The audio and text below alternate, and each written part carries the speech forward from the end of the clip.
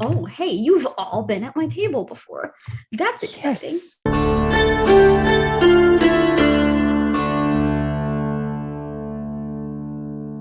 The arena. A widely famous and sought out fighting ring, putting on some of the greatest fights that you've ever seen. It's not found in any major city. In fact, you have to go out of your way to even get to it. And people do. Trust me, people do. The owner has become famous in the fighting circles, and she always introduces the best or most anticipated fights. Nobody has seen her fight in a while, though. Some say she stays out of fights because it's hard for her to fight and not kill, but that's just a rumor. You all currently sit in your own barracks, underneath the stands, waiting for your gate to open to invite you into the arena itself. It's built much like a football stadium, but just smaller. The wooden bleachers sit about 10 feet above the arena floor with a railing all the way around it, and underneath the bleachers are the various barracks and waiting spots for the fighters in that evening's match. The gates themselves resemble prison doors, but you're assured none of them are actually locked. If there was any sort of emergency and you had to evacuate the arena, you'd be able to get out. They're just more closed for dramatic effect. Clerics stand by in even intervals around this oval-shaped arena, waiting to hop over the railings and rush to anyone that needs their aid. Even with the knowledge of many clerics there, the fights don't seem to have any less of a brutal effect. There's still this sense of you're fighting for your life. Even though you know you aren't, there's this realness to it. The sense of danger. The money that you put in to enter the fight goes into the winner's pot, and everyone is aware going into the fight that a portion of that goes to the clerics for their materials and their work. It's all part of the fight, and those are the terms you've agreed to before entering in. The announcer for tonight is a goblin with a peg leg, and he walks over with a megaphone-like object that carries his voice over the cheering and excited crowd, and he yells, "Who's ready to see some punches?" And everybody just starts clapping, and then you hear them like stomping on the bleachers. Harder and harder, and there's more dust as he repeats the question because it wasn't quite loud enough, and they just start slamming into the bleachers even harder. Dust is kind of raining down, hitting your shoulders. He's a gnarled goblin with an old face, and he smiles to show that most of his teeth are missing. And he kind of shouts out, "I will introduce our first fighter, but first, the rules. Rules for the contestants." And he kind of looks towards the gates all the way around him. He can't really see any of you from the shadows that kind of hide you underneath the gates. No intentional death blows. This means moves like neck snaps, those are off the table. No leaving the arena, and no bringing your own weapons. Magical weapons are not permitted inside the arena. You will have weapons inside at your disposal. Rules for the audience. And now he looks up and he's starting to turn and look around at everybody around him. Stay in your seats. Do not lean over the railing. And no casting any spells to aid the contestants. You will be escorted out, and that contestant will be disqualified. Now, who's ready to meet our first contestant? And he starts getting a little bit louder, like kind of just shouting into the megaphone to just amp everybody up around him. And let's see who is going to be introduced first. All right, so, Chrissy, your, the gate, at your barracks opens up. You hear the chains kind of like clinking as the gears are just grinding to open up this gate. How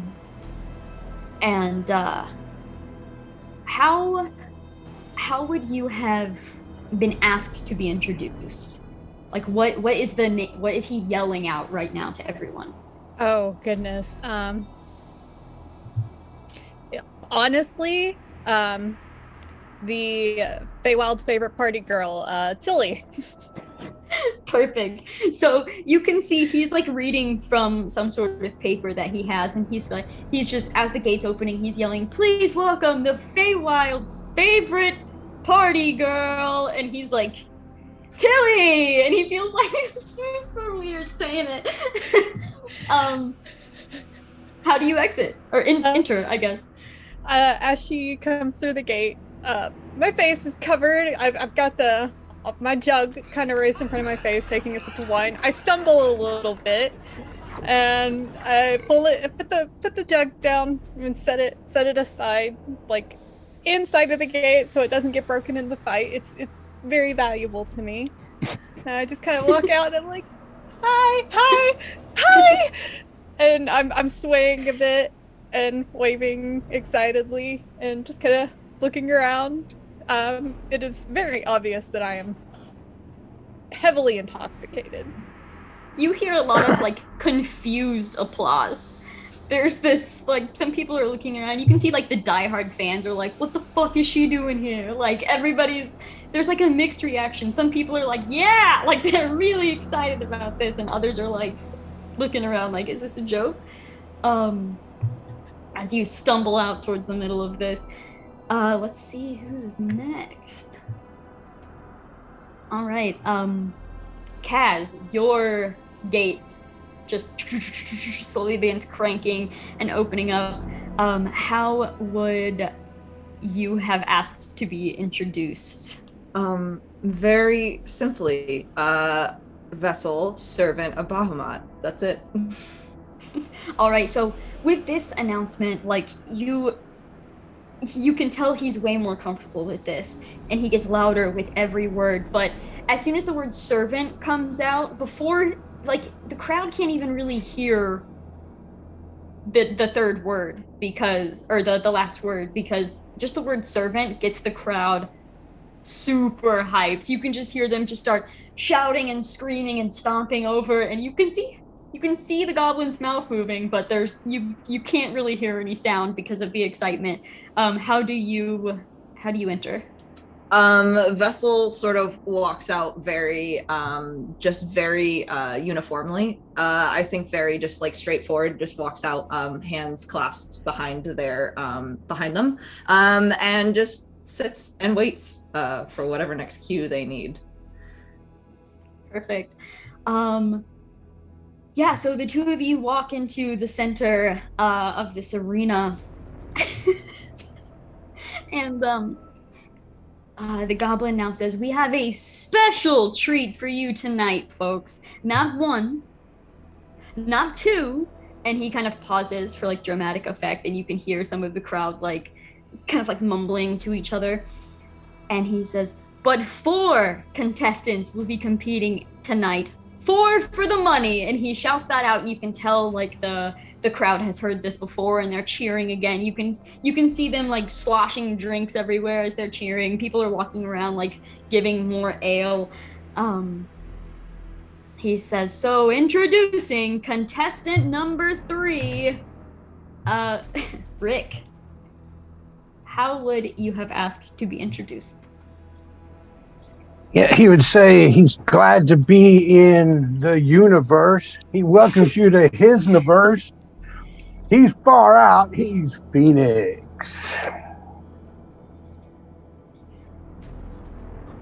Okay. First, I'm gonna have you roll a persuasion roll for me. Sure.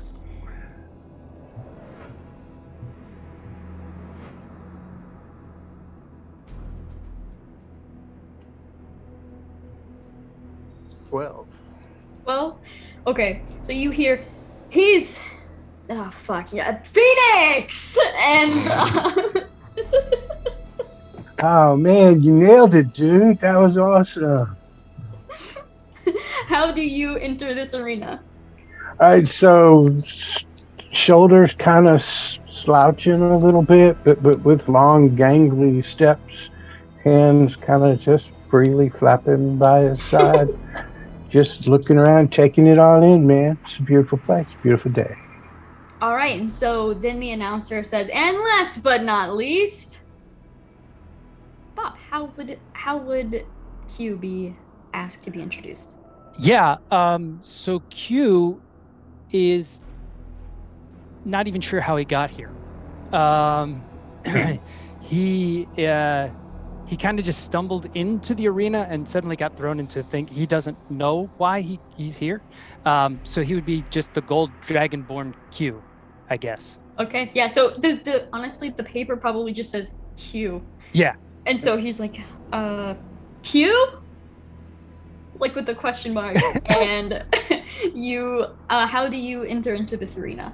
So he's probably been in sort of just meditating in the thing. He would probably stand up and walk out, but you see a pretty thin, sort of athletic looking gold dragonborn step out.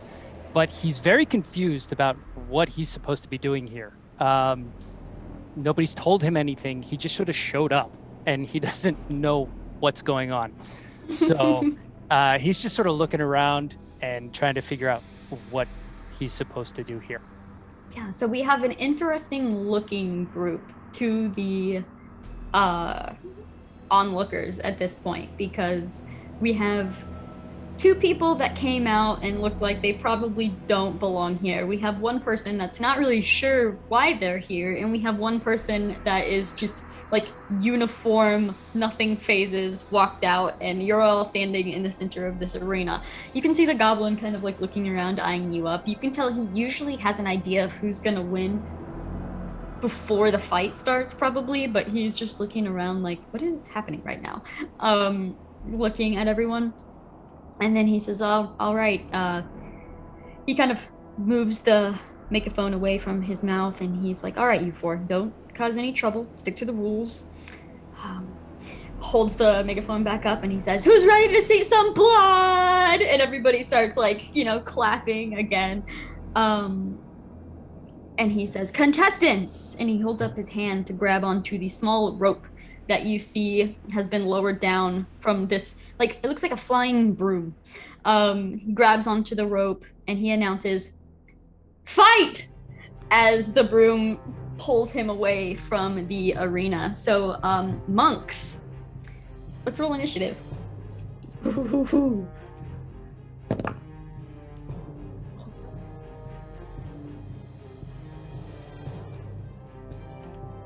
11 for Phoenix. Okay. 17? 7. You got a 10. Okay. Oh, fucking hell. All right, so we have Tilly, Phoenix, Q, and then Vessel, right? Yeah. Yeah. Okay. Tilly, you're up first. I don't even want to attack any of these people. You don't have to, I suppose. I mean, all right. I'm gonna roll a die. One, how far away are we from each other? You're all in melee range of each other right now. Oh, okay. Cool. Then I'm just gonna roll a dice. That is a 4. Sorry, Rick. So, well, you seem really cool. I hate to do this, but and I'm gonna take a swing. Great. At Phoenix. So, shit, come here. Sorry, my d20 didn't want to come out of the box. Ooh, probably hit or misses. Because I rolled a 3 on the die, plus 7 is 10. So yeah. Yep. All right, so how does that look? She's still drunk and stumbling, so she goes to hit and swings right past him. So I'm gonna do it again. Great. That's much better. That's a 15 plus 7. And That's a hit. All right. Oh, 7 damage. And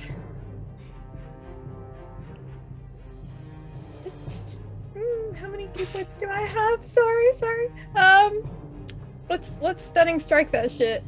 Oh! Oh, I love monks. I love Okay. Stunning Strike. I love it and hate it at the same time, but Yeah. All right. So that is you got to make a con saving throw.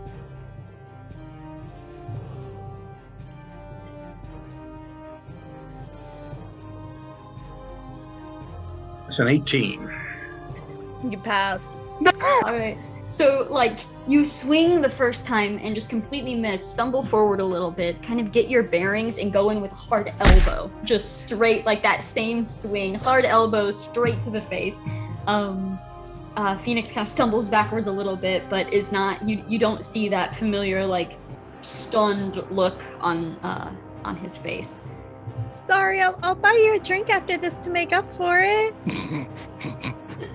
Is that your turn, Tilly? Yes. Great. Phoenix.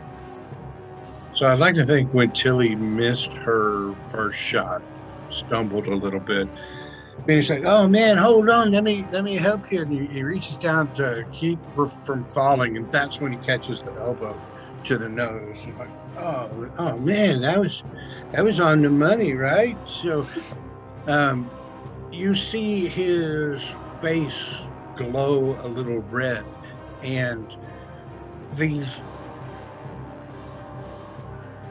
translucent light-like wings come out from the side of him, and he takes a big jump backwards. Almost looks like the wings flapped him backwards. And he's now got a reach of 10 feet. And with the wings, he's going to take a shot at Tilly. Amazing. And that was a critical hit. Karma. Damn. For a mere 7 points of damage. And a 1 on the crit die. So you can re-roll. I'll give you this. I allow re-rolling ones for crits if you allow me to do the same. So it's I'm kind of down. a gamble. I'm down. You guys down? I'm down. Cool. Okay, we'll rule that for this session then. So that made it 9 points instead of 7 points. Okay. And the second wing with the 1-2 punch probably misses wildly. That was a 9. Yeah, that misses, and I'm also going to use Tipsy Sway. And that's a reaction that causes the attack that misses me to hit one creature of my choice other than the attacker that I can see within 5 feet. Fuck yes! This is amazing. So who does it hit? I'm gonna roll a dice because I hate making decisions. That is a 2, so it is gonna hit Q. Poor Q. And that's 6 points of damage, Q. Oh, man. I'm sorry, dude. That wasn't what I was intending at all, man. It's, Whoops! how'd she do that, man? I love this. Phoenix, is that your turn? It is. Great. Q, So you just got smacked by a wing. yeah, Q's a little like, he's like, wait a minute, I wasn't even in there yet. And he like runs back as far as he can, and he's like, I'm gonna see what happens here because I'm not even sure why I'm supposed to be here. But he knows he just got smacked by the guy with the wings, so he's gonna take 2 radiant sunbolts at him. So his hands sort of glow with power, and he's gonna take 2 radiant sunbolts at him. The first one is a 19. Yeah. And the second is a 10. The 10 probably doesn't hit, right? No. Okay, so the first one hits you for 4 radiant damage.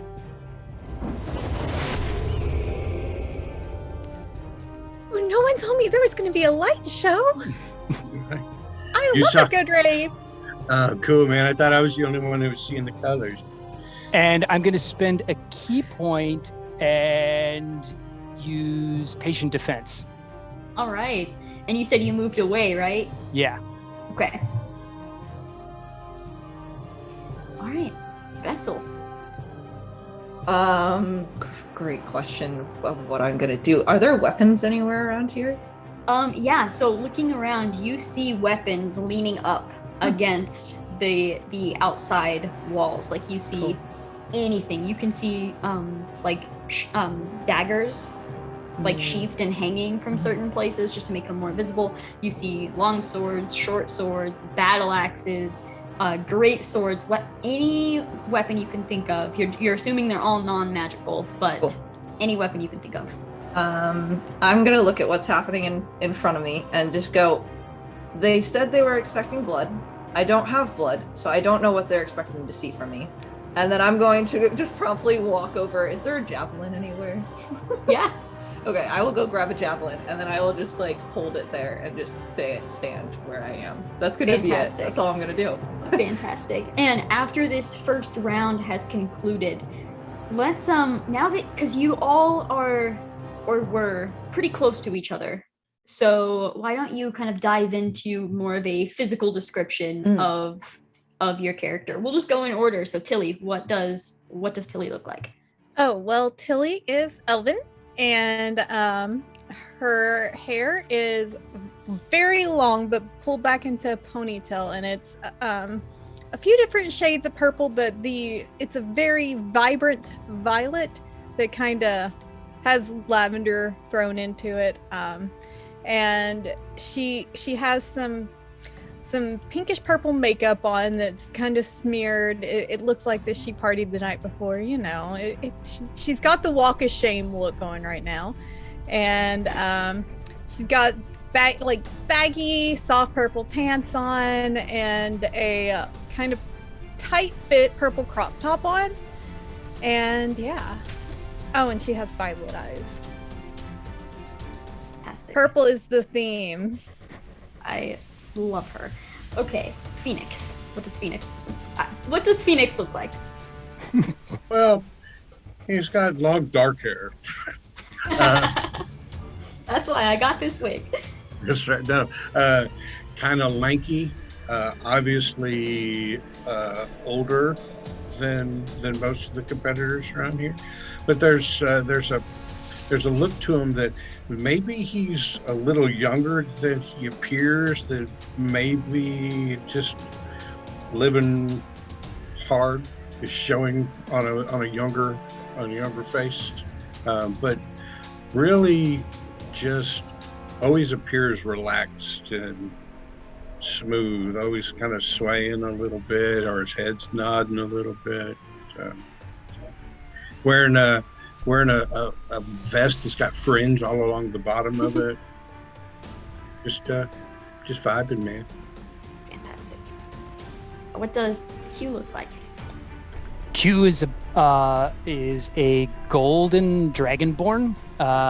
He stands about 6 foot tall, but he's thinner than most dragonborns because he was left at the monastery. Actually, the monks found him in the woods because he was the runt of his clutch. So he's thin and athletic. So he's got muscles, but he's not the normal dragonborn build. And just golden. He's wearing his monk robes, and he's ready to fight. And Vessel. Vessel is a well over 6 foot platinum plated warforged. They look fairly humanoid, except when you see them, they have dragon sort of limbs. So their feet and their hands are sort of clawed and humanoid, sort of very similar to Dragonborn. And then you also see that they have a slightly humanoid face. There's this weird portion around their nose and their mouth where it looks like it's there's several pieces that can come out and look almost dragon-like if they needed to. And then there's this sort of frill and horns that are also platinum plated. And then, yeah, that's about it. They're really tall and lanky, and they're not wearing clothing, but they have the symbol of Bahamut sort of like etched into their plate. So Fantastic. So back up at the top of the round, Tilly, what would you like to do? Well, I think I see the Warforge going after that javelin, and that looks pretty scary, actually. So I'm gonna yank my boomerang off my belt, and I'm gonna give it a throw. Great. So that is that is a nat 20. Oh! So that's 2 now. I'm gonna count. We always have so many nat 20s on my one class axe. It's very bizarre. So let's keep a counter. I am due for one. I don't roll them very often. Oh wait, that's just 1d4 damage. Yeah, that is a good thing. My boomerang does not do a lot of damage.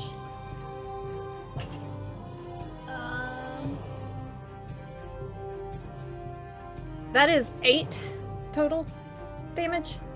Boom. doesn't do a lot of damage. That's a lot for a fucking boomerang. I rolled a 2 on both sides, and then it's plus Damn 4.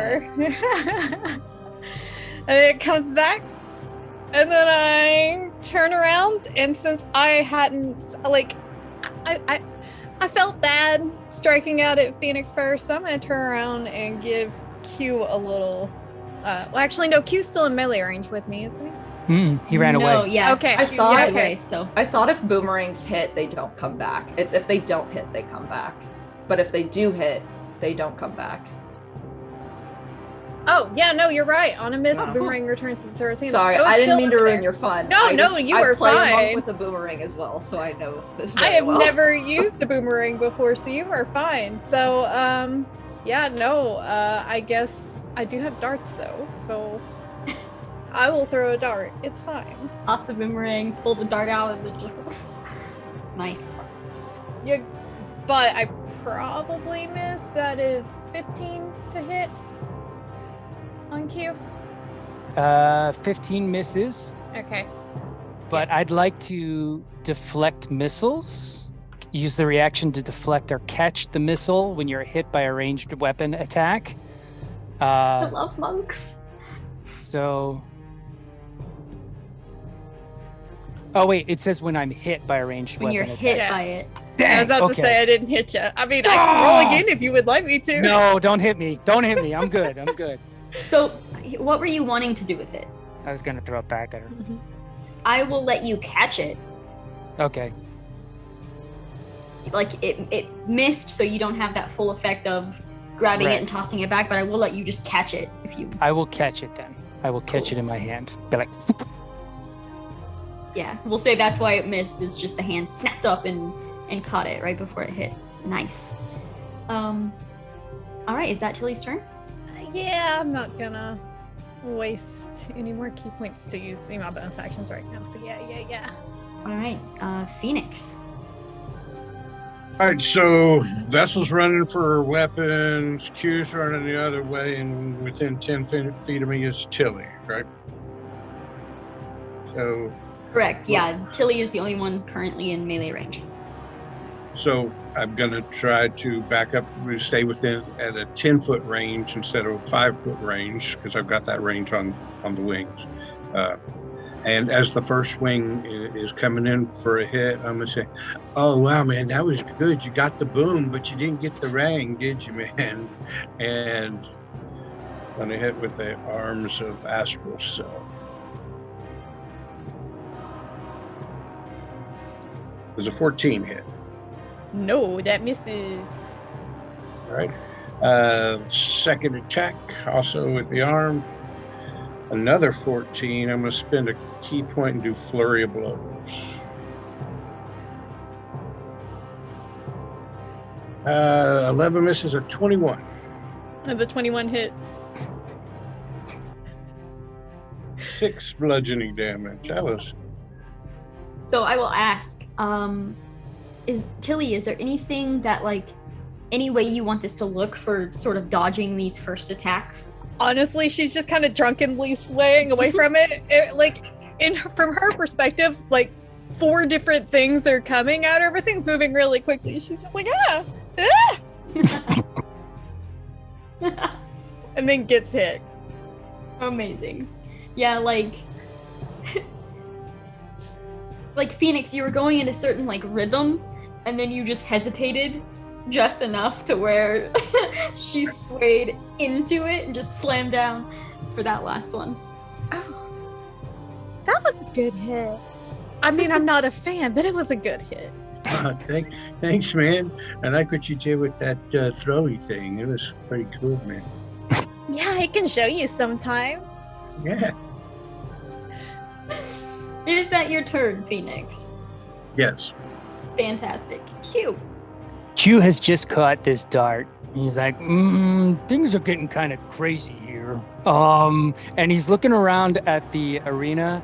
He's looking for his favorite weapon. So he's like very carefully looking for a quarterstaff.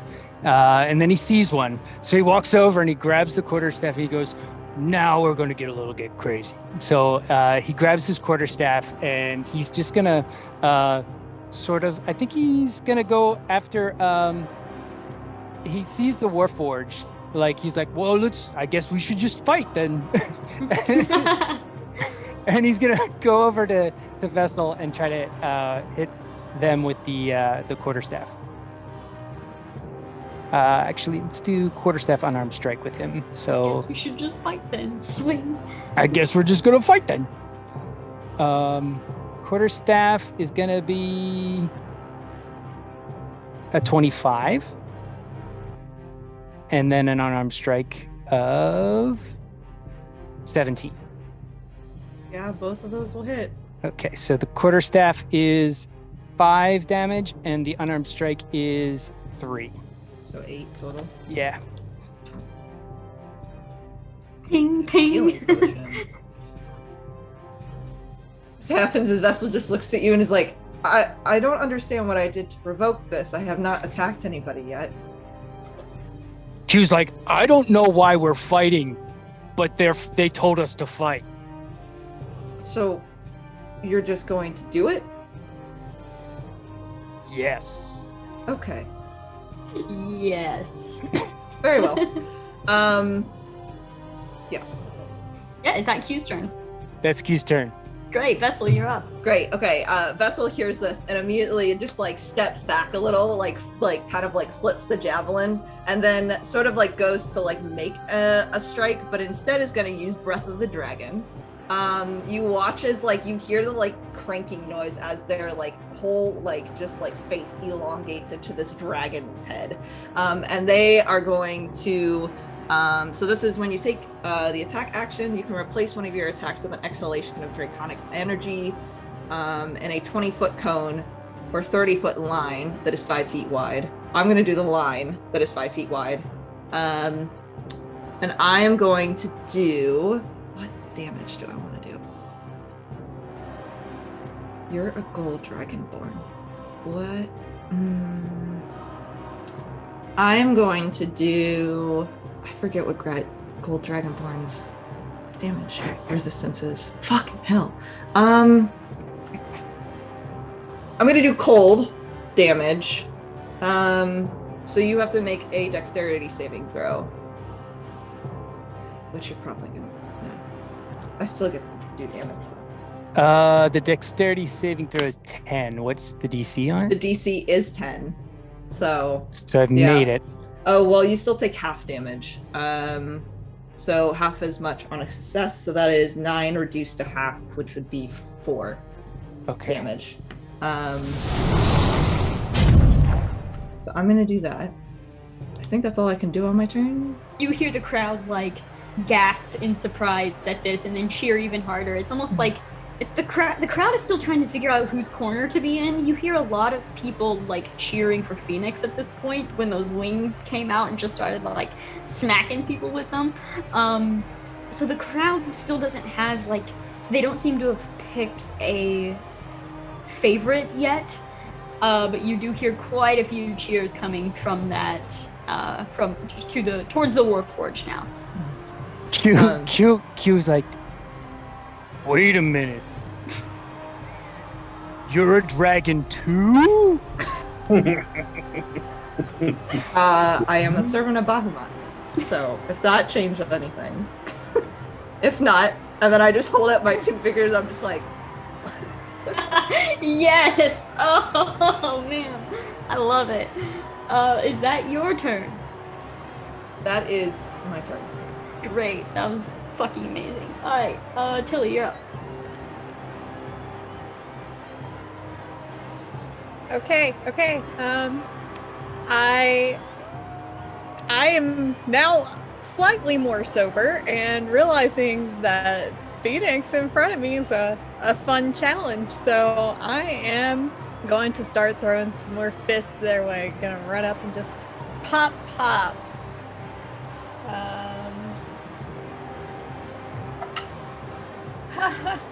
Not that one. That was a crit fail. Oh shit. And then the second one is a 17 to hit. That's a hit. Sweet. Okay. And that is 10 damage. And then now I'm going to do Flurry of Blows. All right, before you do Flurry of Blows, in my 5e games, critical failures will result in Phoenix getting a free attack on you. Okay. Your critical failure is Phoenix blocked that, and Phoenix, you're able to just like slam down. So go ahead and roll damage for that attack and make it crit. Well, all right. That's 13 points of damage. Oh. Wait, is an automatic hit? Yeah. Oh shit. Damn. Okay. All right. R.I.P.. No. We're gonna. All right. Flurry of Blows. So. I got another nat 20. A nat 20 and a What? 6. So I'm assuming the second one doesn't hit. But. Hold on. All right. I took a picture, but. So.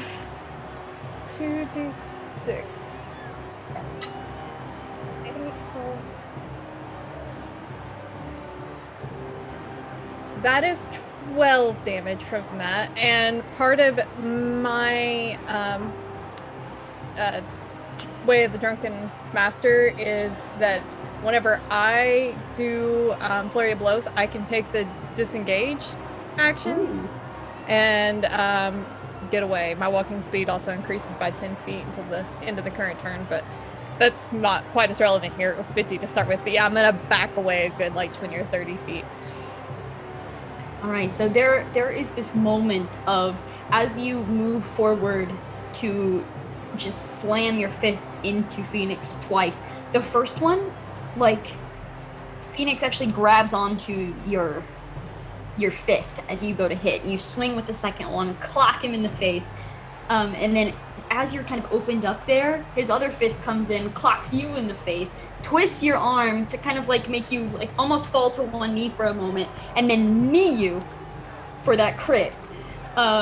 You backed up a little bit, Flurry of Blows, push forward, slammed in for another good hit, and then how are you like disengaging? How does that look? While he's kind of faltering, I'm gonna like sway down under any moves that he tries to take at me and just kind of back away. Again, it still looks just kind of like a drunk swagger. Right. Cool. Awesome. Phoenix, you're up. Wow, that was cool, man. Let's do that some more. And I'm gonna take my movement to follow Tilly. I know her movement increased by 10 because of her Drunken Master, but I've got a reach of 10. So if I use my whole movement, I should still be able to hit her. Correct. And we'll be going at it with the wings again. 17. That hits. 9 points. Shoo. Second attack. 15. That misses.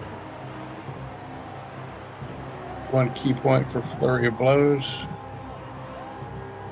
14 and a 22. The 22 does 4 more bludgeoning. She's starting to look a little rough. Yep. No! Yep. All right, cool, man. Now you bring it. Let's go. You hear the crowd kind of starting in this stomp. Phoenix, Phoenix, Phoenix. But you hear that coming from like one side, and that brings the other side to immediately start stomping instead. Tilly, Tilly, and there's like this just mash between the two of them. All right. Well, then, as a bonus, I use a key point, but I don't have a bonus action. I'm done. Cool. Q. Q, completely confused that this metal Warforged has transformed into a dragon, does not want to hit another dragon. So, but he hears the chants and is like, how do I get them to chant my name? And since they're chanting Phoenix and Tilly, he's like, that's who I have to hit. And so he turns and he's going to go after Phoenix with 2 Radiant Sunbolts again. Where are my attacks? Okay, Radiant Sunbolts. 14 Yes. and a 13. Both of them miss. He's like, man, I'm not having a good day. It looks awesome though, and like in that moment, Phoenix was like the cover of an 80s rock album. Yeah, it was like, as they're just going around. Yeah, there was that one moment of like a picture perfect album there. Do you do anything else, Q? Yes, I'm gonna move towards Phoenix half my distance, so like 20 feet. Great. All right, Vessel. Great question. All right. As soon as Q leaves, Vessel just sort of stands there and goes, "Good choice," and then immediately it sort of like looks around. Wow, I don't know what to do because I really kind of don't want to attack anybody unless provoked.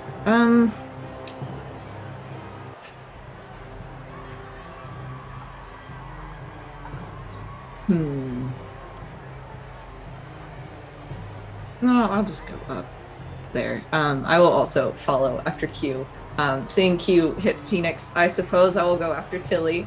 I will sort of, as I'm walking up there, I will just shove, like a couple feet from Tilly, I will shove my javelin into the sort of like sand or grass or whatever, and I will just put my fists up and I will do 2 unarmed strikes against you. Tilly just looks over. By a fucking Warforged, so you can't tell me they don't pack a punch. One of those was a is that natural a 20. nat 20? Oh no! One of those, I will take a picture, and the other one was a 17 plus 6, so whatever that is. There's no way she's not down.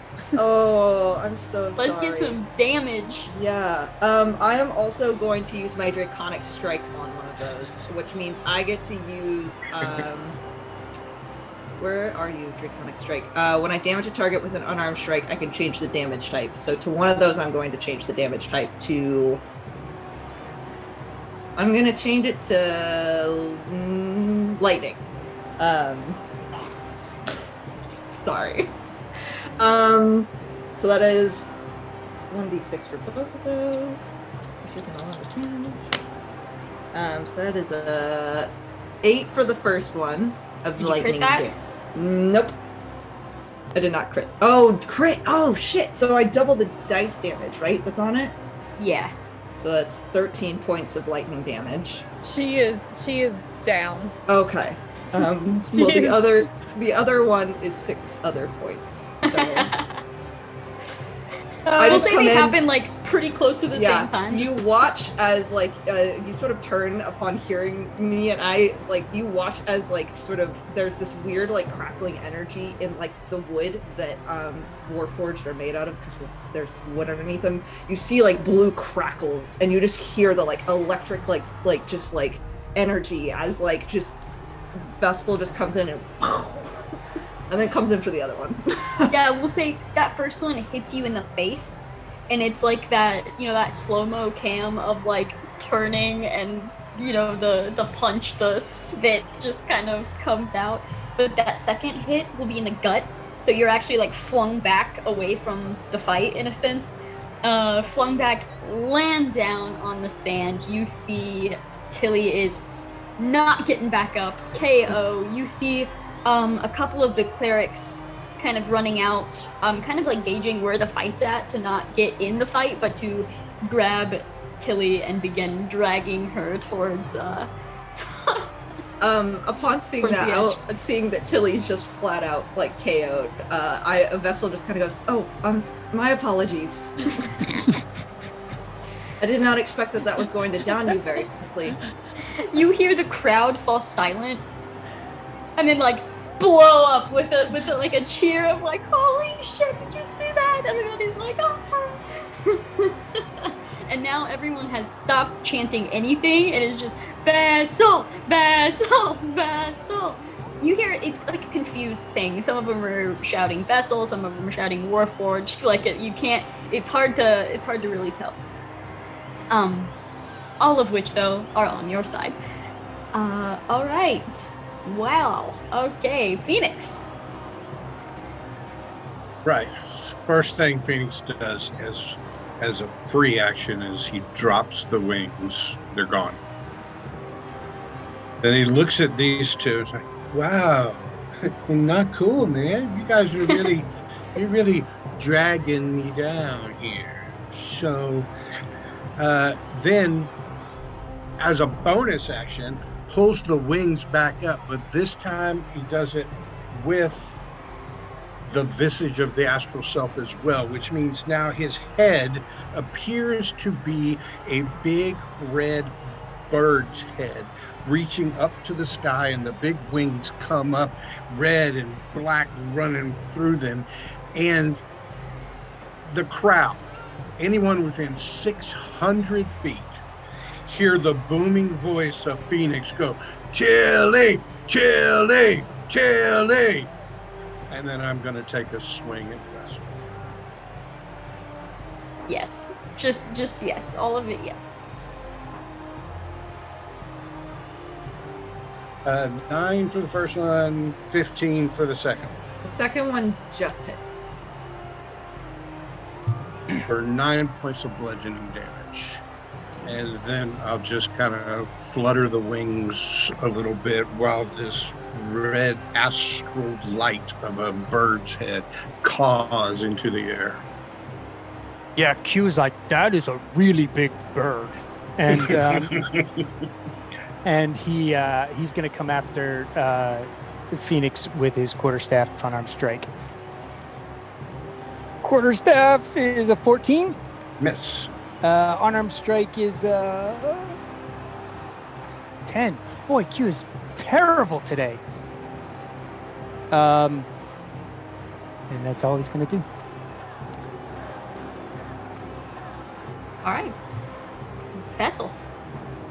Upon seeing that Tilly is down, Vessel sort of sits there and is like, I could go help, but I could also take down Phoenix, because I feel like I'm being provoked now. So I'm going to go over to Phoenix. I am going to... Well, Q's like right in the line of fire, right? Like you're within 5 feet of Phoenix. Mm-hmm. Mm-hmm. Okay. I'll do 2 unarmed strikes then against Phoenix. So the 13 hit? No. No? Okay. I rolled a 17 on the second one. That's it. Okay. I am going to do Draconic Strike for one of those as well. And I'm going to do acid damage against you for that one. Right. Stay away from the brown acid, man. It's perfect for you. So that's going to be 7 points of damage. No, you had it right the first time. 7 points of damn it. Damn it. And then I'm going to use the key point to do Flurry of Blows. And I'm going to do that again.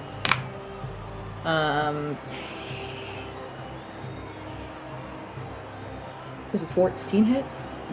Okay. Does a 22 hit? Yes. Okay, then that's just one more. That is 8 points of bludgeoning damage to you. I just come in and I'm just like boom, boom, boom, boom. I mean, 2 of those missed, so it's only like 2. And then I will step back, and that is it. I'll step back and sort of just eyeball Phoenix. That's it. All right. How does everyone look physically right now? Doing okay. Q's looking pretty rough. Q's pretty okay as well. All right. All right. Phoenix, you're up. I will say, Tilly, you're like slowly coming to consciousness as the clerics are working on healing you and everything, but you do feel that you're like being held down. There's probably a lot of situations where the fighters in the arena, as soon as they are healed back to consciousness, they probably like spring up and back into like the fighting motion. So there's a lot of like hands securing you, like please do not attack us, as you're slowly coming to. That was the best light show I have ever seen. Phoenix, you are up. All right. Well, I'm going to strike at Q with the astral wings. And first one is a crit. And as it hits, I'm like, dude, it's a wing. It's a real unarmed strike, man. And that is... I rolled a 1 on the crit dice, so I'm going to re-roll that.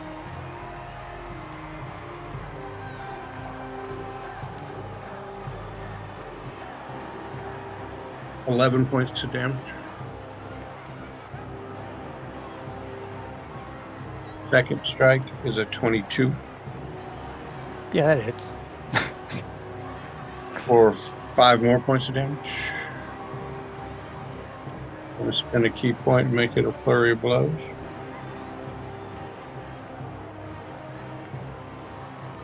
Two 21s. Do the 21s hit? Yeah, 21 hits. Damn. For a total of 12 more points of damage.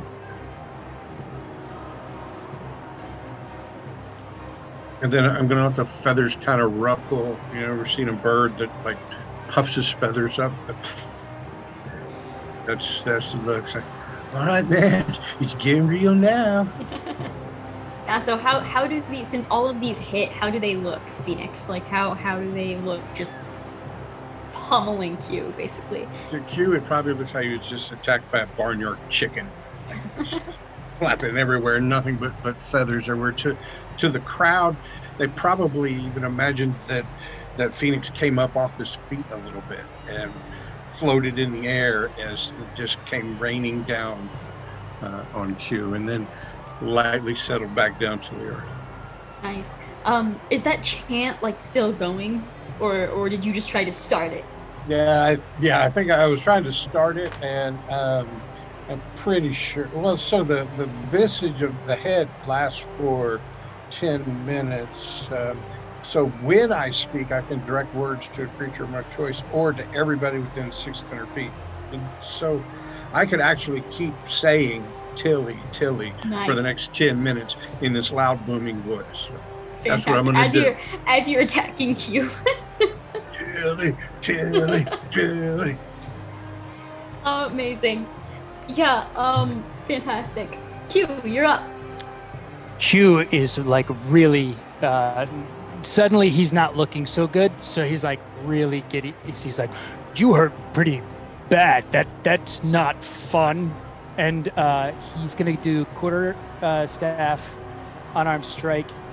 That is a nat 20 for my quarter staff. So the damage for that would be 9, and an unarmed strike of 12 doesn't hit.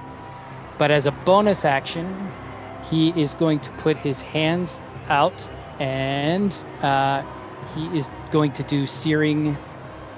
What's it called? Searing arc strike, and he's going to spend 2 key points to cast Burning Hands as a bonus action. Ooh. Nice. And Phoenix needs to make a dexterity saving throw of at least 14. 19. So he's still, I don't know if he misses or if he still takes half. He still takes half. All right, roll that damage. So 11, half of 11, 5.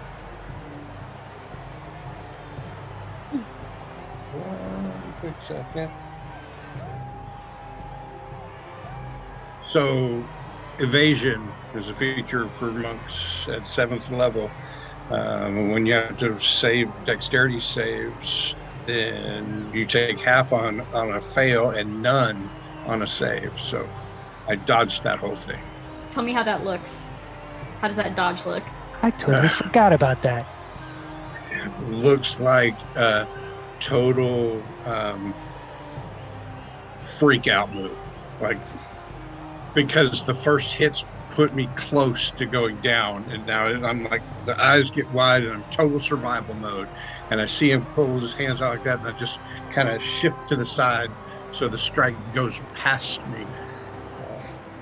And you hear the crowd go like, oh, like they're like, oh man, that was so cool. Everybody, they don't seem to clearly even have anyone they're rooting for. A lot of them are chanting Tilly with you, and like they're chanting in a way that like they think Tilly could still win. Like, they're like, Tilly. Can I see the fire that just happened from wherever I'm at? Yeah, Okay. they're probably like sitting you up at this point and just doing like a general check to make sure that you're okay, and you see this flame off in the distance. You hear your name being chanted. At this point, this is the first time I've been fighting against them. I'm like, wait, no, I want to see the fire dancers. It's my favorite part. Amazing. Hugh, is that your turn? It is. Yes, it is. Oh, I'm sorry. You're like, I don't know my name. You speak for Q now. No, I'm telling you, dude, that is your turn. That is your turn, dude.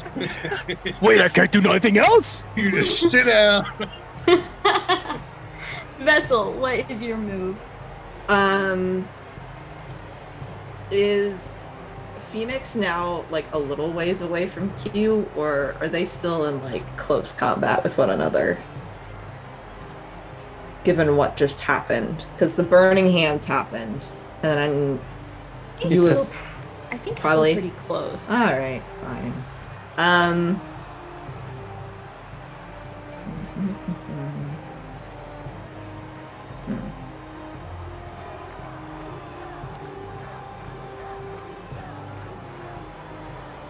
I am gonna go pick up my javelin and get into a sort of just very like sort of like ready to move at any moment, like stance, like at the ready, towards Phoenix, and I'm going to use 1 key point to take patient defense. Wait, I don't understand this. So take the dodge action as a bonus action on your turn. Shouldn't patient defense work as that if someone attacks me, I can dodge? I don't understand the dodge action on being used as your turn. Like, it wants you to do it on your turn. Right, so you're taking patient defense, so then if someone attacks you, they have disadvantage on that attack. Okay, cool. Then that Yeah. works. Then I'll do that. And then that's going to be it. And I also have sort of like one hand javelin pointed towards Phoenix, but then the other hand is sort of outstretched towards Q. And that'll be it. Okay, cool. Phoenix. All right, so as Phoenix dodges out of the way of the burning hands, he notices that Tilly's now sitting up off to the side instead of laying down. So the chant kind of changes from Tilly, Tilly to Tilly. And I'm going to take a strike at Q. I'm going to use my reaction to use my Gift of the Metallic Dragon to use Protective Wings against Q. For Q. So you get a +3 to your AC. Okay. Nice. So both of my strikes missed badly, a 9 and an 11. And then I am going to sit back on my heels a little bit and also spend a key point to take patient defense. And that's my All turn. right. Yeah, you hear the crowd. You changed the chant, but the crowd seemed confused by that for a moment, and then seeing this 3-way standoff with one of the contestants defending another one of the contestants. There's this shush in the crowd, they're all falling silent, and you can see them all leaning forward in their seats. Q, you are up.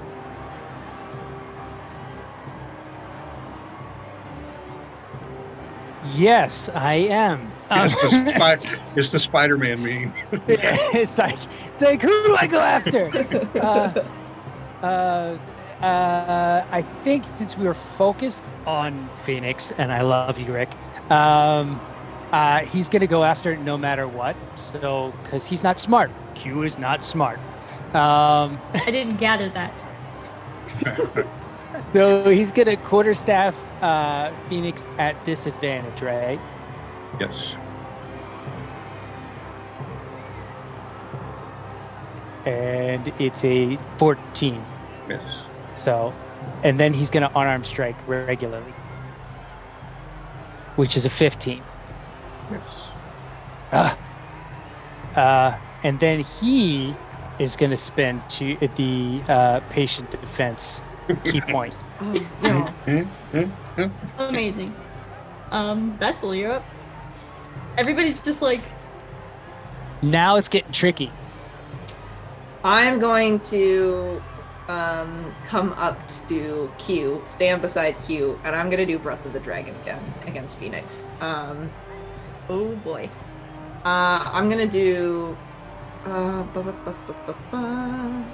going to do cold damage. Yeah. So you need to make a dexterity saving throw. 20. Okay. You still take half the damage though. It'll be none with evasion. It's none with evasion. Yeah. You still have evasion up? It's Everybody has it. We still have. We have it as well. I had totally forgotten about it. Damn it. Okay. Which is on brand for Q, so it's fine. Completely on brand for Q. Q is not smart. Then I could have avoided that. Ha ha ha. No. Then I am going to use a key point to use Step of the Wind, but on top of Step of the Wind, I'm going to use my Wings Unfurled. And you watch as sort of as soon as as Vessel realizes this isn't happening, you watch as suddenly these sort of platinum looking spectral wings sort of come out from behind them, and then they just buffet themselves back, and they now have a flying speed. So I'm going to move myself let's say 15 feet up in the air, and just sit there sort of wings. The crowd is no longer silent, and they are now just screaming in awe at what just happened here, and you hear quite a few of them continuing the Tilly chant, and you're not sure, Phoenix, if that is them cheering for you or what exactly is happening there. But then the Vessel chant kind of picked back up again as well. and you can hear you kind of hear the sound of like coins jingling. The like familiar sound. You've probably heard it throughout the night when people are upping their bets. You can hear more coins being added to the pot here. All right, Phoenix. I'm gonna do a double take, and then I'm gonna look at Q. I'm gonna look, dude, check that out. And I'm gonna look up at Vessel, and then I'm gonna start timing my spectral wings to the same beat as her wing, just grooving, as their wings, grooving yeah. with Vessel. Like, whoa, yeah. So you're not even And gonna attack. You're just gonna dance. And then I'm gonna spend. Then I'm gonna my action is going to be dodge. Okay. All right. So, Q's hair. does Dragonborn have a little tuft of hair? Nope. No. Okay. Q's man, you wouldn't even have clothes, I guess. Just sort of going all over ruffling the around place. like Q doesn't know what to do.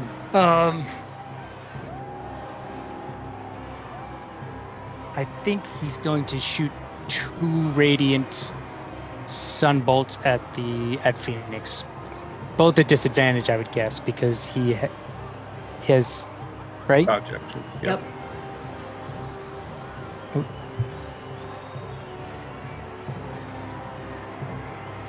So the first one is a 9, and the second one is actually a 24. That hits. So that is 6 points of radiant damage.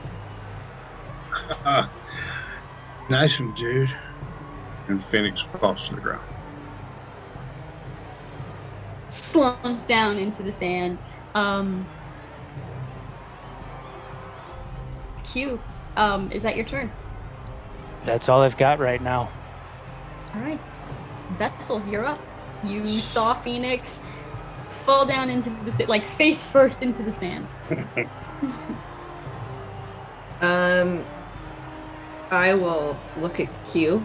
I will be like, it's been a pleasure, and I will try to leave the combat arena. I don't want to attack a Dragonborn. All right, so where are you going? I don't know. I'm trying to leave. You're in the it air looks too, aren't you? I'm just gonna start flying above the crowd. Just gonna be like, see ya. Okay, so Am I ruining that? I can say I don't no, do that. no, absolutely. I'm realizing I'm ruining this. No. So you are. This is actually like probably the best way this could possibly play. Oh yes. You fly toward the crowd, and there's a moment of the crowd's like, wait, what's going on? And you're just flying, and you fly up over the crowd, and everybody's just kind of watching you, and you kind of land probably like on the top row of seats. You kind of land on a like a empty seat, kind of just looking around to get your surroundings to see where you want to go. And after you land, there's the crowd is silent, and then everybody's head just turns back to Q, and you hear the goblin's voice.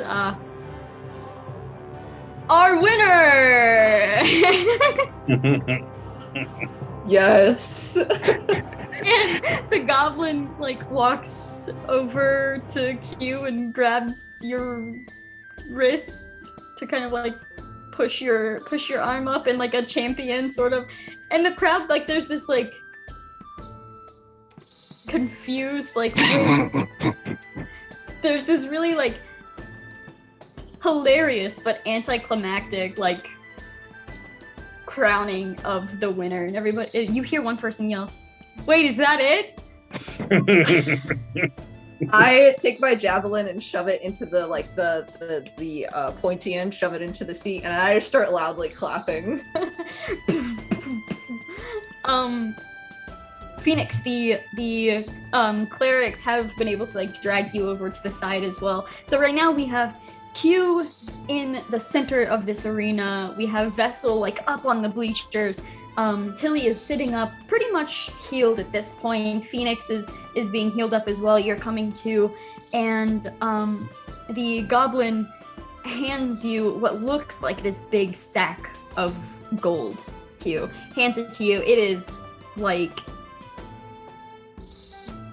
there's feathers in there or something. It's super light, and then he like whispers to you, "Don't worry, the real stuff's inside. I can't carry all that out here." And like it's just for show, like just holding it up, like look what you have won. And he's like the goblin is trying to get everybody to cheer, and eventually everyone, like the stomps are happening, and the goblin's kind of like trying to start this chant, and it's just like Q, Q, Q, and everybody just gradually starts like chanting for you and stomping, and there's just this moment of almost like celebrity towards Q right now. How does Q react to that? Q doesn't know what to do with that because he doesn't know how that just occurred. Like, he feels like he stumbled through that entire combat and didn't know that was going to happen. So he's sort of just bewildered at this point. Best person to win this, honestly. Like, I don't even know how I got here. I don't even know how I won. There's a moment like this chanting is happening, and then Vessel, go ahead and make a perception roll for me.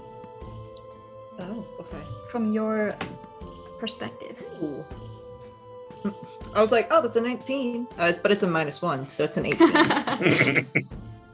Still enough to, from where you are, you're kind of looking down at Q, and you're able to have a perfect view of, you see someone like lunging over the railing from the audience on the other side of this arena. Lunge over, jump down. Their boots like slam into the sand, and you see them look up and immediately sprint towards Q. Q and the goblin are currently facing you, and this is happening behind them. You see this person sprinting forward. Is there any quick reaction to this?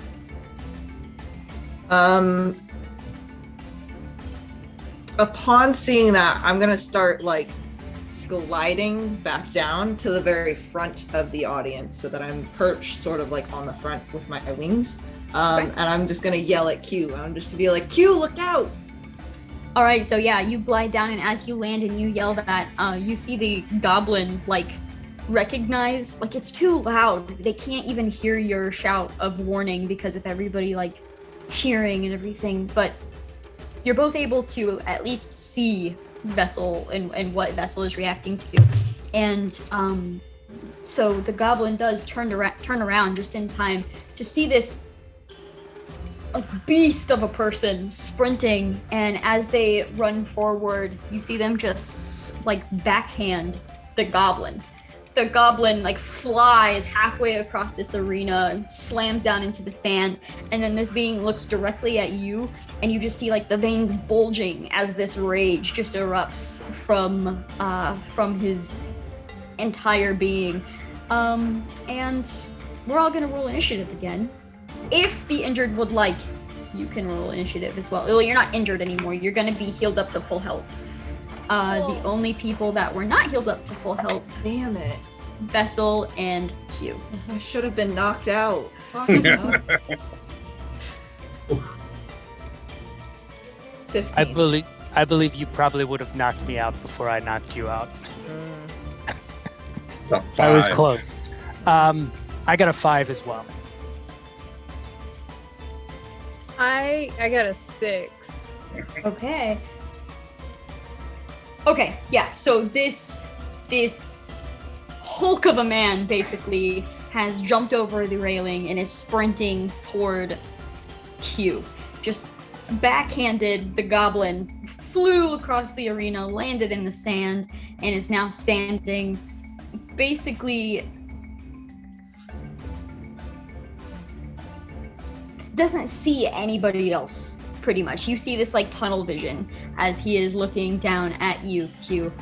And Vessel is up first. Okay, upon seeing this, I am going to just basically launch myself off, wings still going. I'm going to get over there within, still staying sort of above everybody, but I'm just going to like throw my javelin straight into this person. I'm just gonna try and make a ranged attack. All right, let's go for it. I'm so worried about this person's AC. They seem big. And I didn't roll very well. 18? 18 hits. Oh, okay. Okay. That was 9 points of damage. Sorry, can't math. Math is hard. No. There sure is a lot of math in this hobby that I was not excited for. But okay. All right, so this javelin just arcs out of nowhere, slams into basically like the rib cage of this being, kind of slams in. You see the impact, and they're unfazed. They're still just staring right at you.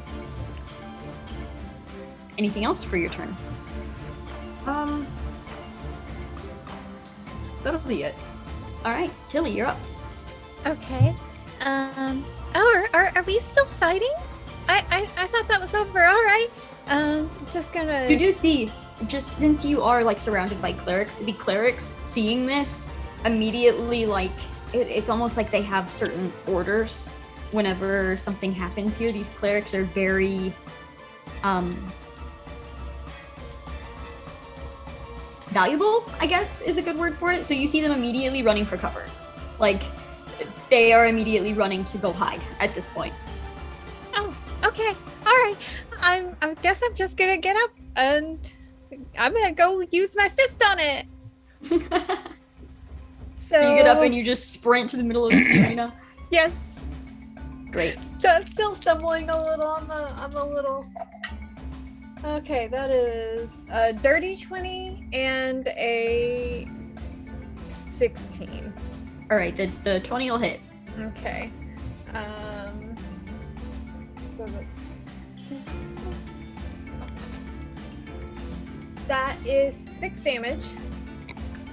And then I'm just gonna go ahead and use a key point for a flurry of blows. Okay. And that is 19 and 22. Both of those will hit. Okay.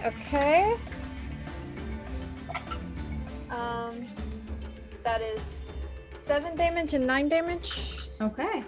So 16. Nice. And I am going, since my flare blows allows me to disengage, I'm going to do that and take a few steps back. All right, Go back so- about 15 feet. Okay, yeah, you feel these impacts. You can feel the body like reacting to them, but then it almost just like springs back to where it was. You feel you're doing decent damage to him, but at least in the mind, nothing seems to be affecting him at all. Interesting. Q and Phoenix, you are up at the same time. I will let you choose if one of you wants to go first or if you want to do something like together. What say you, Rick? What do you want to do? Well, I feel like you're the one that's being approached and attacked here, so I'll give you the option. If you'd like to go first, go for it. So Q is going to see that it slammed the goblin out of the way, and he's going to look at the goblin. He's going to look back at this thing, and he's going to say, "That wasn't very nice." And he's going to just take a couple quarterstaffs at this thing. Right? 19 for the first, and a 19 for the second. So both Those of will them hit. hit. 5 plus another 4. It's 9 damage there. And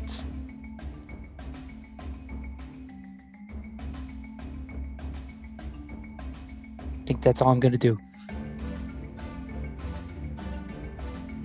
All right.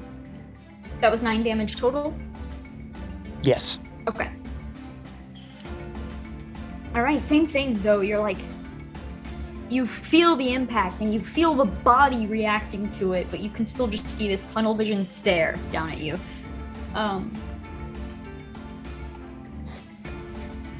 Okay, Phoenix, what would you like to do? All right, so I'm gonna get up and I'm gonna march over there and I'm like, yo, not cool, man, not cool at all, right? This was a thing, not cool. When I get up there, gonna bonus action, spend a key point, bring the wings out. Now, there's a feature to this that I haven't used before, and that is any creature of my choice within 10 feet, when I bring the wings out, has to make a dexterity saving throw or take some force damage from the wings. So the dexterity saving throw is 14. I got a 12. Okay. So it's going to take 2 of my martial arts dice. So 7 points of force damage. And is it blasted backwards or anything, or does it just kind of take that? It just takes the damage. Cool. I was hoping it got moved, but it does not. So. Okay. And then with my attack action, 2 attacks with the wings. The first one was a 13, the second was a 25. Second one hits. For 9 more bludgeoning damage. Lots of 9s going on right now.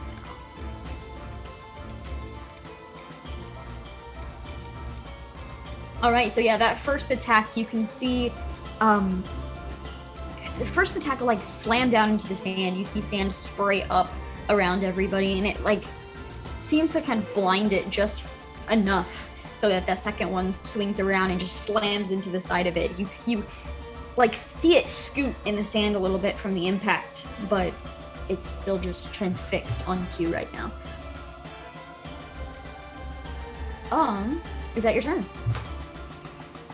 So, if I have any movement left, I don't know how long it took to get there, but I kind of like to position Phoenix between this thing and Q, because I know Q looks pretty hurt. Didn't just get healed up.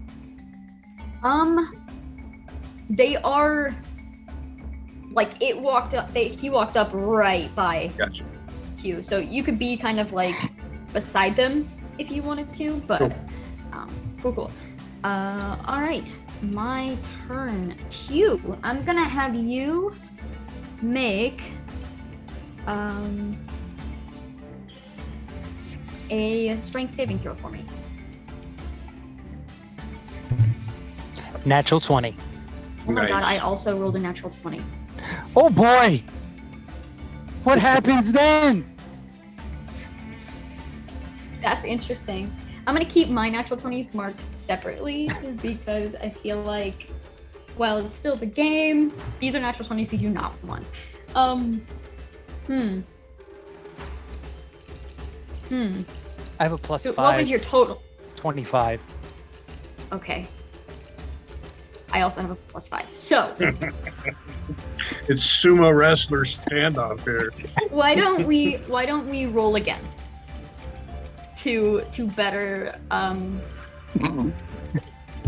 better portray this. Okay. Oh no, it's the cutest thing that ever happened. I got a Did you get a 7. one? I got Oh. a 7 that time. Okay, so we'll see how this looks for that first one being so like matched. This person reaches out, basically almost like you're not sure if they were going to like box your ears or just grab onto your head. You're not entirely sure, but as they reach out, you grab onto their wrists and kind of keep them from grabbing onto your head, and you're just kind of like holding their arms there for a moment, and then they use your resistance to then force your arms outward enough to then reach over and like grab onto basically your shoulders, like just clawing into your shoulders. They don't have claws. This just looks like a really big human man, and they just reach over and just grab onto your shoulders, and you can see as they pull you a little bit closer, they basically grab you into this sort of grapple in a sense. And you can see as they hold on to you, their eyes now move away from you and look over to what appears to be like the nearest exit, one of the barracks. that are opened up, and they just begin dragging you. They'll take half their movement as you're grappled to begin dragging you through the sand towards this exit. And that is their turn. So we are back up to Vessel. Is it clear where this person is going with Q towards the exit? I would say for you, yeah, because you have you're kind of further away and you can see it a little Cool. better. I'm gonna use all my movement to get over to as close as I can to the exit and put myself in front of the exit. Okay. I am going to use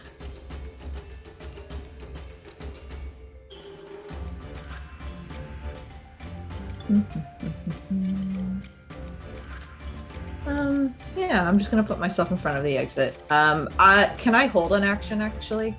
Sure. May I? Okay. I am going to hold a Draconic Strike.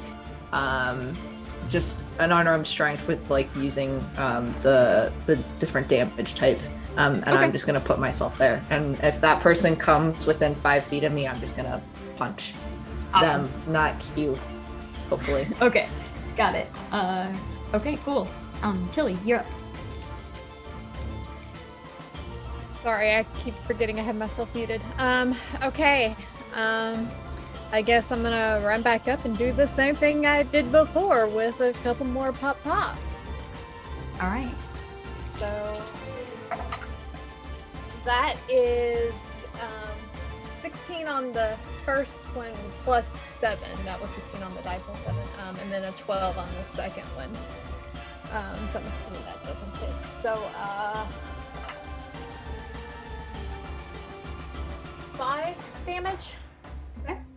And that was 12 total on the second one, not a 12 on the die. yeah, 12 Okay, total. gotcha. So flurry of blows. Pop, pop again. Much better for both. 19 and 15 on the die, so 22 and 26. Yeah, that'll do it. Where did my... Oh, okay, so where did my other d6 go? Get out. That is 10 damage. Nice. Yeah. Yeah, as you rush up and basically this being is just dragging Q, so you kind of walk up more towards the back of his head and just land these punches, and you can see the head reacting to them. The body even kind of falters for a moment, like you can tell it's hurting, but there is a mission that this person is on, and they are doing it. Well, I'm gonna. That's my turn. I'm just gonna shout, "Let him go, God!" Perfect. Q and Phoenix. I believe I have to do something to get out of this grapple. Yeah, you can attempt to break the grapple or if you can just take your actions in the grapple if you are not trying to escape, but I assume you would try to escape. I would like to. Q would definitely hey, I don't know where I'm going with you. And try to break the grapple. So strength saving throw. I think that would be strength or athletics to try to get out of this. It's basically the same, so I'll do my athletics. A 7, another 7. So Yeah, these are tree trunk arms just holding on to you, and you're just trying to fight against it. That was one action. Do you have 2 actions or just 2 attack actions? I have 2 attacks. Okay. Yeah, attacks per action 2. So, I guess I'll unarmed strike him from where my other arm, I guess. Which is a 24. 24 hits. Or another 5 bludgeoning. Phoenix. All right, so I'm going to go up to this creature. I'll look over I'll see that Vessel is standing there. They're guarding the exit. So as I walk up, I'll look over at Tilly and kind of say under my breath, because I just watched her just wail on this guy. I look over and make her fist. I'm like, Tilly, nice. And when I make that like fist bump move for her, then I take the fist and go for an uppercut on the guy. So Perfect. unarmed strike is a 12. Second attack action. I'm going to use the arms and bonus action. Just one extra hit, not spending a key point to do martial arts. So 2 with the arms, and that's a 13 and a 9. So probably a little distracted with my appreciation of Tilly's exhibition there. All right.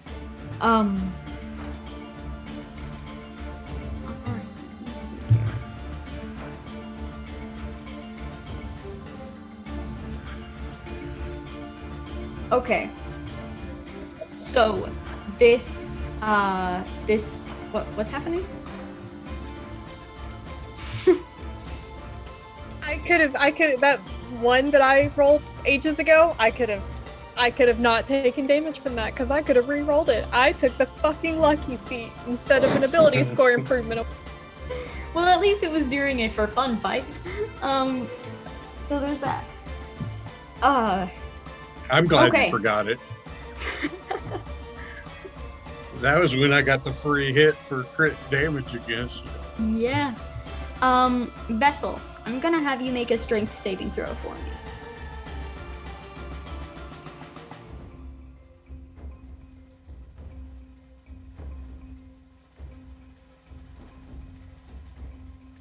You muted. You muted. It made that really intense, and then. It's 5. God damn it. All right. So as this being is just dragging Hugh towards this gate, they do make it to you, so you can go ahead and make that attack that you held. Please. Oh, please, come on. Oh, fuck. Shit. 12. So we'll say you go to punch, and what he does is reach up, grabs onto your fist, like shoves it away, and then just poof, slams into you, and you are knocked backwards. It doesn't do any damage. This slam seems to have been more to basically, like, it seems like what he did to the goblin before as well. It just shoves you out of the way. You like slam into the wall beside the gate here, and he moves to continue walking. At this point, we'll say as he continues walking, he seems very just enraged by the fact that you tried to stop him. And as he's going to walk by you, he looks down, grabs you by the neck, and picks you up. Like, you just see him just picking you up by the neck. And then Phoenix and Tilly, you get a really good view of this, still being kind of out in this arena rather than bottlenecked into this gate right here. You first hear sprinting, and you turn to see a woman in in all black armor. Not armor, more like a studded leather sort of in places. Boots up to her knees, and you see her hair is pulled up out of her face in braids to almost like crown her head. You see black and red not exactly war paint, but like paint that matches like the symbol of the arena that you saw when you come in. Like there's just like this red and black circle. You can see like a sort of red and black sort of smear on part of her face here. It's hard to tell anything else in this exact moment as she's sprinting up into the arena, and she just jumps and drop kicks this person square in the back. You hear something snap This person immediately drops Q on the other side and falls down to their knees. As soon as he falls down to his knees, you see this woman, after drop kicking, lands, stands back up, and like swings her fist around to clock him in the side of the head. Hits him. His head actually like swings over at such force that it hits Vessel, and you hear this ping, and then this man falls unconscious at Vessel's feet. Q and Vessel were both dropped, and you now stand with this woman standing before you, kind of like swinging her hand a little bit. You can see bloodied knuckles through whatever wraps that she had over them.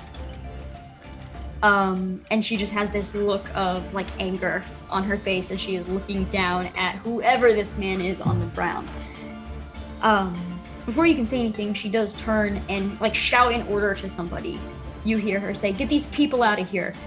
And you just hear the sound all the way around you of the crowd like getting up and just being evacuated from the arena. And then she turns, and she doesn't seem to prioritize who you are necessarily. She reaches over and immediately begins pulling this man's like arms behind his back to basically like cuff him in a sense. And then she looks up at all of you. That was impressive. Wow, man. Wow. That was, wow. So what was with this guy? There was too much money? I don't know, man, but you all right, man? Yeah. Q gets up and says, "Thank you for stopping him." Does Vessel have any sort of reaction? Yeah, why didn't you stop him sooner? And then I'm just gonna go grab the javelin that's in this guy's like gut, and I'm gonna pull it out.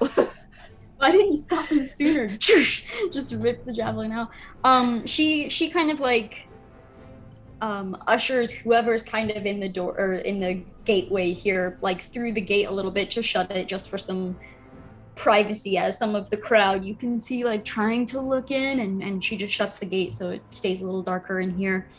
She kind of kicks this guy to roll him over and just kind of like almost just like shoves her boot under his head just to try to like shake his head to get him to wake up a little bit. And looking at him, she looks to all of you and she's like, "This guy one of yours, or?" If he was attacking us, I don't think it would be one of ours. I've never seen this man before, she almost man. looks like she's gonna argue with you for a second, and then realizes like she sees like the platinum plating and everything, and is like, "Oh, okay." There's this like moment of recognition, and she says, "I mean, did you piss him off? Have you seen him before?" No, I never heard him. Never knew who this guy was. Did he place a lot of money on someone else and decide that he wasn't happy with Q's winning? Maybe. And you see her just kind of like looking him over. She doesn't seem to have any sort of recognition either. And then getting a little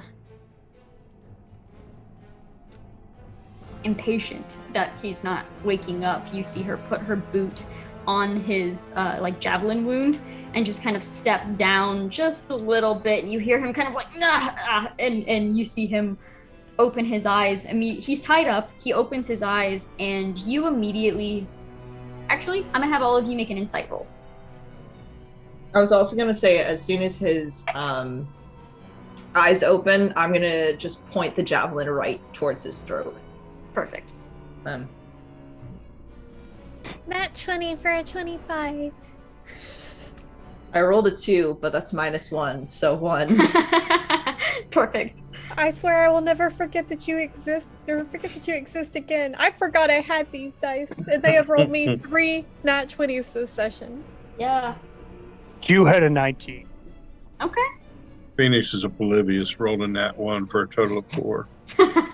Fantastic. Yeah, so Tilly and Q, let me roll for quick. Okay.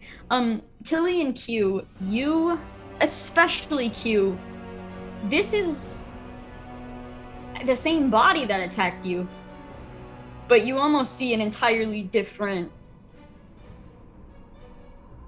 person as they're looking up at you. It's not with this same like determination or anger. You see confusion and fear and pain as he's looking up.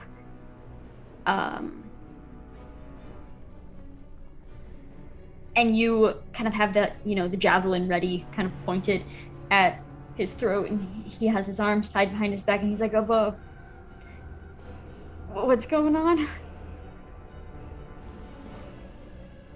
You attacked him.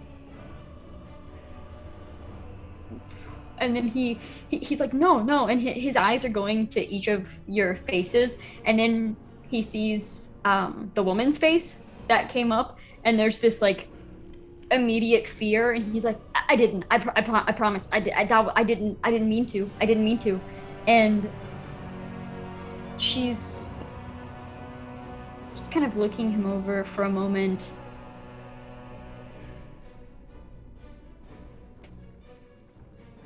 Q will say, "Wait a second. His eyes look different from when he jumped into and looked at me. He's the same man, but he's looking at me differently. It's not like him." There's a slight moment of silence that follows that, and then he kind of agrees with you, and he's like, yeah, I'm not sure, I don't know what happened. I was looking for trinkets in a cave, and he's like looking around and it's almost to like confirm that he's at the arena, and he's like west of here, and I don't know why, but then I was here and I just wanted to fight everybody. I wanted to hurt them. I don't know why. I'm so sorry. I'm so sorry. And he's like talking directly to the woman at this point. And she kind of leans down. You see her just crouch down and basically just stare him in the eyes for a moment, and then she says, "I believe you. You're free to go." And she just moves to begin to untie him. You're gonna let him go that easy? We didn't even interrogate him fully. That's all he knows, isn't it? And she looks to him and he's like, I swear. Like his hands are untied now. He's like, I swear to you, Griffin, that is all that I know. And she's like, "Can you draw me a map to that cave?" Yes, I can do that for you. Yeah, absolutely. And you can just see like sweat beading on his forehead. She immediately, he kind of starts like looking for any sort of paper or anything to help draw a map to this cave, and she looks to the four of you, kind of like eyeing you up for a moment, not entirely sure, but she says, "How do you feel about coming with me and checking out this cave?" Sure. I love a good cave party. Yeah, man. Let's just keep this vibe going, right? Because I don't know about you guys, but this has been a pretty cool day. Q doesn't have anything better to do. Right on, man. Right on. The majority of us are saying yes, then I suppose I'll also say yes. Sure. There's a moment where she's regretting the question. That's valid. But it seems to be like this power in numbers sort of thing kind of like overrides whatever concerns she might have. And while most of her crew is like basically herding people out of the arena now at this point. You can still hear people complaining like, "Oh, come on, I paid for 5 fights. What's the deal with this?" And everybody's like, "You'll get refunded your gold. We just need you out for your own safety." So there's still kind of those arguments just gradually filtering out of this arena as people are heading back to their carts or their horses or their teleportation spots, whatever they may be. And this man has drawn up a map and like pushes it over to Griffin, and she's looking it over and she's like, "Okay, if I see you here again," and he's like, I'm out. I will not come back." And she's like, "Okay." And you see him immediately turn, go to the gate, kind of like fumble with it for a moment, open it, go through, and you hear him just sprinting away towards one of the exits. Hey, later, man. Bye. It was something else, man. I mean, it started off real cool, but I kind of liked you at the end, you know?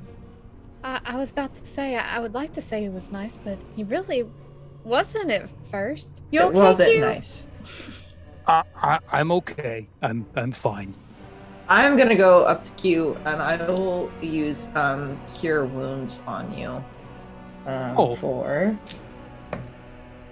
sorry, it's not much. 3 hit points. We will help. You all have some really cool wings. Yeah, no, mine are just like that's one. Now they've got the real ones there. That was badass, man. Thank you. It's a gift from Bahamut. I'll just turn away. Is that like a god, man? Yes. Freely he once told me, he said, "Hey, God is a comedian playing to an audience that's too afraid to laugh, man." I don't know what that means, but I guess I will agree with you. I'm still working on figuring it out myself, man. I thought maybe if I told you, we could, right. So finally, cool, dude. When I fulfill my purpose, I'll let you know whether or not it was a joke. I'm looking forward to it, man. When you said there was a party, did you mean that, or is that a metaphor? Like a party at the cave? Oh. Do you think there's actually a party happening there? Well, if there wasn't, there's gonna be now. There's a party everywhere I go. Oh. Was back there a party as well when you got knocked out? Yeah, didn't you see the light shows? Right, yeah. And the fire dancers? I can't wait for the cake. Hey, Q, man. You rocked it, dude. Congratulations, man. Yeah, the cake's gonna have your name on it. Is it gonna be a special cake since you're here? I feel like that would be a really fun cake. Did you make it? I was just talking about the party cake. Is that the wrong kind of party? Oh well, Phoenix probably makes great party cakes. Yeah, man. Just from experience. I wish I had some on me, man, but maybe if we like do this again another time, we like planned ahead a little bit. It's just You know what grows in caves? mushrooms, man. Let's go to the cave, dude. Hey, Q. And I'm going to point back towards the center of the ring there, and I'm going to say, hey, don't forget your stash, man. You dropped the bag of gold, man. Oh, I don't know if all of the gold was in that bag. It was really, really light, and they said it was somewhere else. All right, man. Oh. Yeah, my little buddy that got hit. He said that it feels really light, but the real stuff is somewhere else. Yeah, man. Like that little goblin bro, he just looked trustworthy, man. So I think you're good. Yeah. Mm-hmm. There is a moment about halfway through this conversation. Vessel's probably the only one that heard Griffin say, "You've got to be fucking kidding me," and started heading towards the actual exit through these barracks where you would have entered in to enter into the arena, and she's beginning to open up that door. So once you finish up this conversation, you look over and you kind of see her just opening up one of the doors and beginning to head out. Oh, wait for me. I think that lady likes us a lot better when we aren't talking, so that might be a good idea.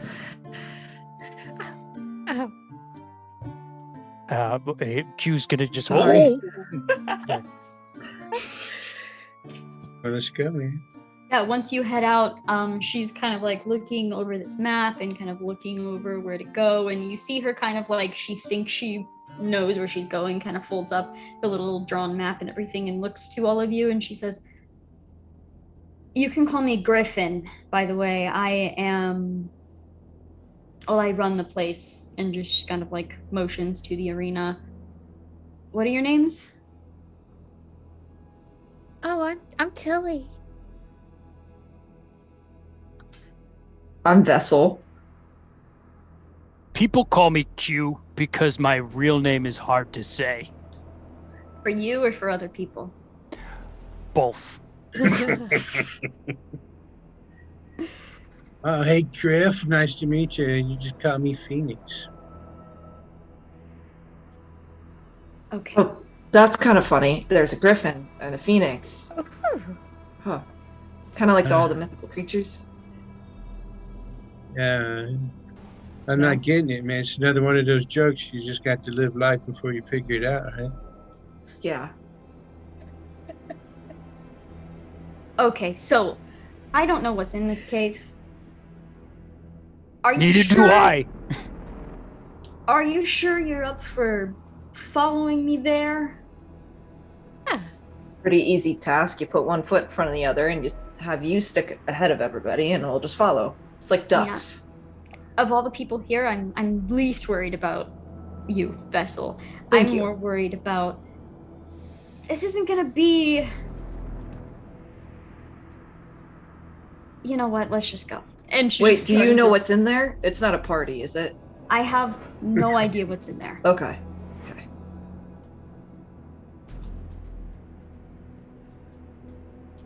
So if you're, oh god, and she just turns and starts walking. There's like this sense of like, okay, I'm gonna get these people killed, and then this sense of like, well, they're volunteering. And she does begin leading you. It's not a very long walk. It's probably like 20 minutes before you can actually see a few of these just small natural caves that you are approaching.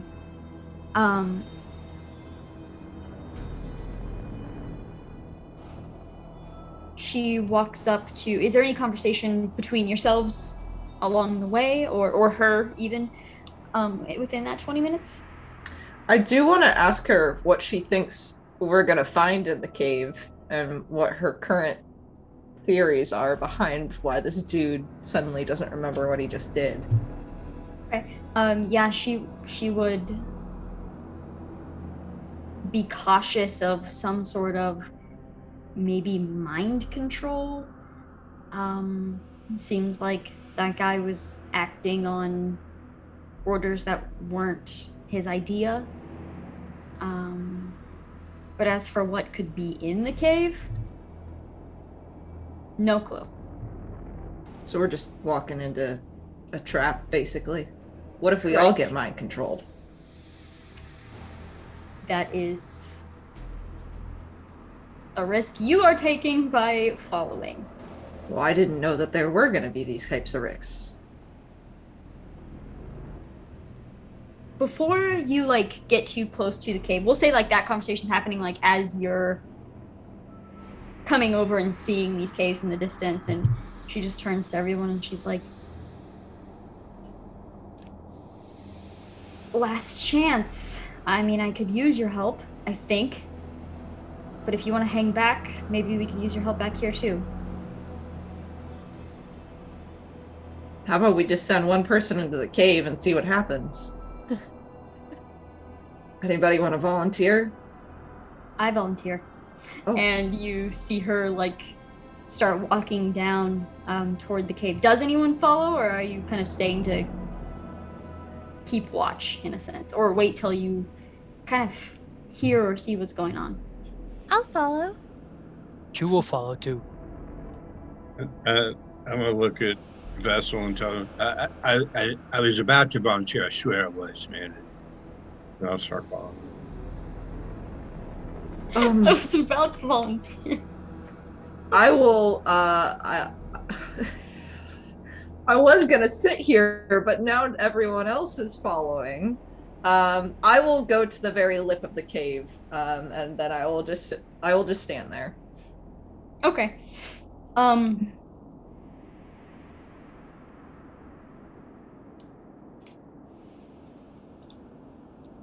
Okay, so who has dark vision? I think I do. Elf. Elf here. I have a dark vision. Yeah. I was about to say I can't remember. Yeah, it's been a while since I played a elf.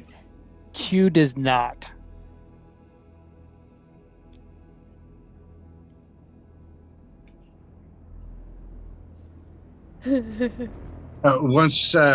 Once Phoenix realizes it's going to become necessary, then he's going to do the astral visage, wings, and the head, because he gets dark vision when the astral visage of his higher self is out. So Okay. I apparently don't have dark vision, so it's probably a good thing I'm just sticking back here. I actually think Tilly is the only one with dark vision. Oh.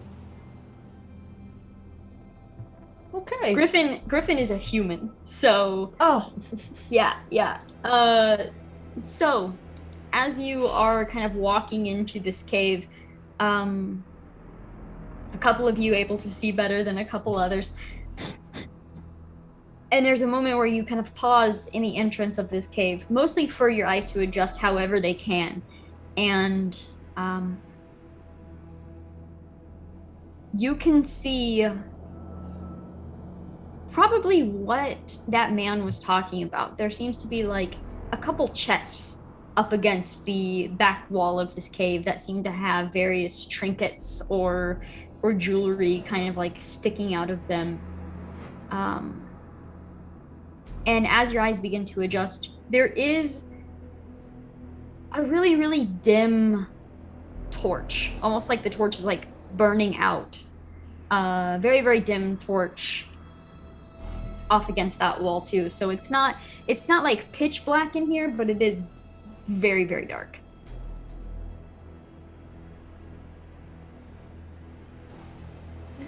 Is that a necklace? Griffin like holds out her arms and is like, wait. You see her kind of like looking down at any of the like dirt that may have been disturbed from the man that was here before, and she's just kind of looking, can't quite make sense of it. And she just whispers to the three of you, does anyone hear anything? You can go ahead and make a perception roll if you wish. You don't have to. Ooh. 24. Ooh. 5. I'm oblivious again. 14. Okay.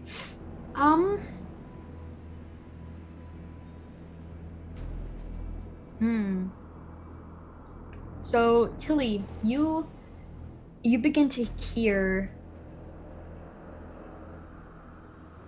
what sound like whispers at first. It's almost just like the lightest little whispers kind of like echoing off part of this cave. And as you focus on it for a moment,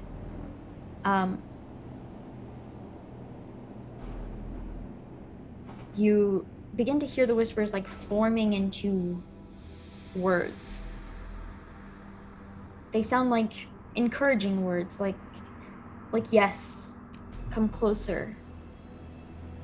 And you hear the word necklace kind of like repeated. And I'm gonna have you make a wisdom saving throw for me. Oh, okay. Is this an attempt to charm? Yes. Okay. So I have advantage against that. Okay. But neither of those rolls were particularly good. The highest was a 7, so plus 7 is wisdom, not Okay, +2, so a 9. All right. So you want to go check out those jewels. You want to go look at that necklace. Yeah, she does. The Yes, she necklace does. is speaking to me, so I'm gonna try to sprint there. So there's this moment where she's like, "Do you hear anything?" And then, and then Yes, the Tilly's just like, necklace is talking to me. It's calling to me. I must have it. "The necklace is," and you just like push the arm out of the way and move forward into this cave. You rush over. You hear like Griffin say, "What?" and just kind of stops for a second. You rush over, like fall down to your knees right before this chest full of jewels, and they're just like sparkling, and your your eyes are just wide as you're looking down at all of these necklaces. Is there any immediate reaction from Q or Phoenix to this? I think Q's just dumbfounded and watching. Like, yo, Tilly, like, knock yourself out, man. But remember, a bird with pockets might become rich, but won't be able to fly. All right. I know I'm trying so hard to keep it together, but I can't. All right. So in that moment, Griffin, Q, and Phoenix are able to see a figure move from the shadows of like just right beside this chest. A figure moves forward. You see tentacles kind of like reaching out in Tilly's direction. I am gonna roll some attacks real quick. Oh no. 15, Misses. 23, That hits. 23 again, and another miss. So two of these tentacle attacks are going to hit. See ya, Tilly. It was nice knowing you. Oh dear. You're going to take 6 points of psychic damage.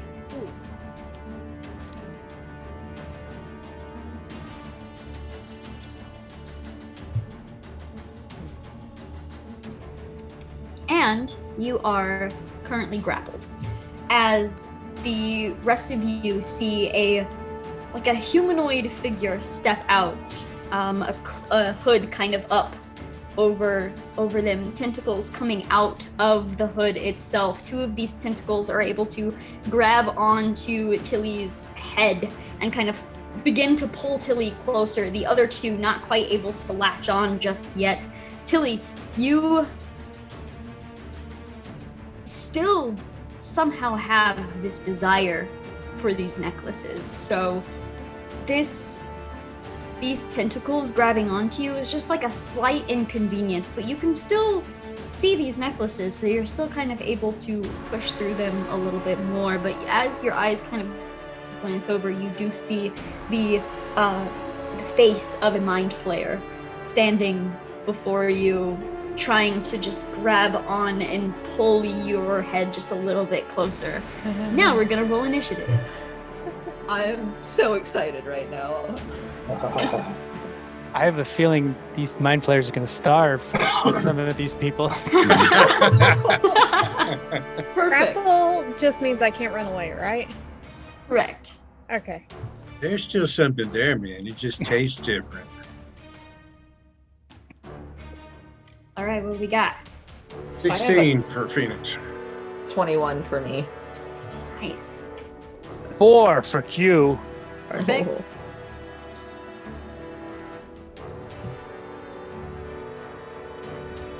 What was Tilly's? 8. 8. Great. So, all right. So Vessel again is up first. Oh. And you're outside. So you you hear this. I mean, you heard the conversation. It's not like you're far away. You hear Tilly saying something about the necklace speaking, rushing forward, and then you probably hear the immediate like reactions of something coming out of the shadows. You can see everyone tensing and like moving into like a combat sort of scenario here. You're not oblivious to Okay. certain cues. I am just gonna use my movement to get in there and move past everybody to sort of see. I am gonna draw my javelin. I don't know what exactly. I guess when I move there, do I then see the mind flayer? Yeah. You move in and you would have perfect view of the mind flayer grabbing onto Tilly. Oh boy. Is all Vessel says, and then just throws the javelin at this mind flayer. I don't think this is gonna do very well,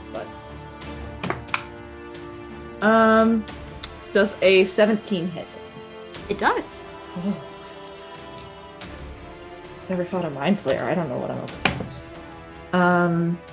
That'll be 5 points of damage. As I just like toss it, I'm gonna try and aim for sort of like try and get the javelin to sort of go through like one of the tentacles and straight into like the arm that's the like shoulder area that's right like the meat of the shoulder.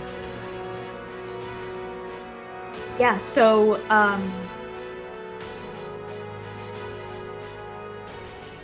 as this javelin flies in, you can kind of see this mind flayer seems to move in a sense where it knew the attack was coming. And you see like the shoulder kind of move up, and the shoulder takes the majority of this attack instead. Is that your turn?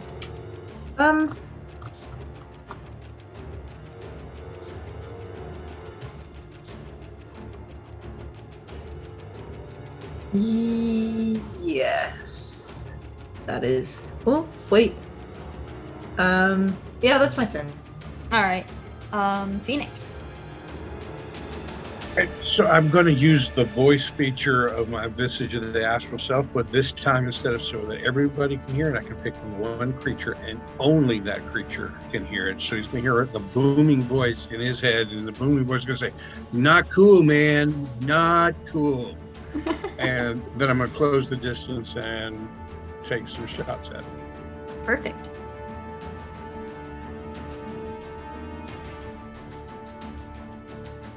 $11. 11 does not hit. Second attack is a 24. That will hit. 9 points of bludgeoning damage.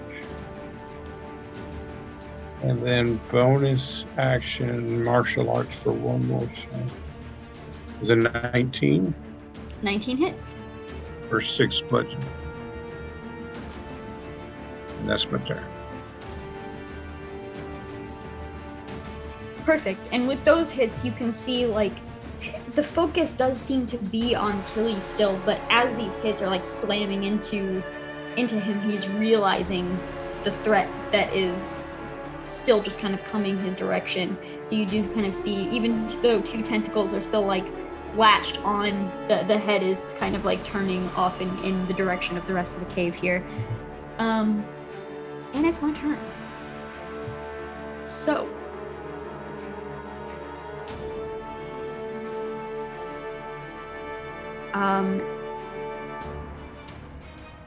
to its disappointment, it is going to let go of Tilly and turn towards the rest of you.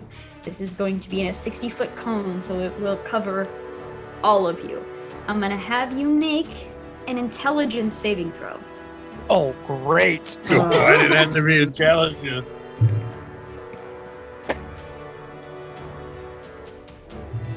Oh, wait, that's a 6. That's not what I'm trying to do.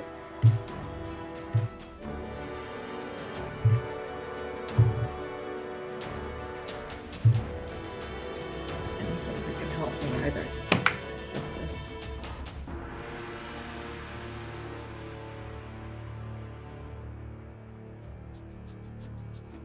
18. 4. 13. 3. The DC is 19. Oh. Ooh. Wait, do we all fail? You all failed. Mhm. Fuck. So you are going to take 23 points of psychic damage. I'm down. Oh, fuck. And I if only you had are 16.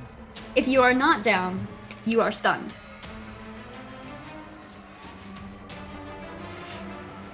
Carrie. There is this just blast that erupts through this entire cave. Oh wait, I have to roll for.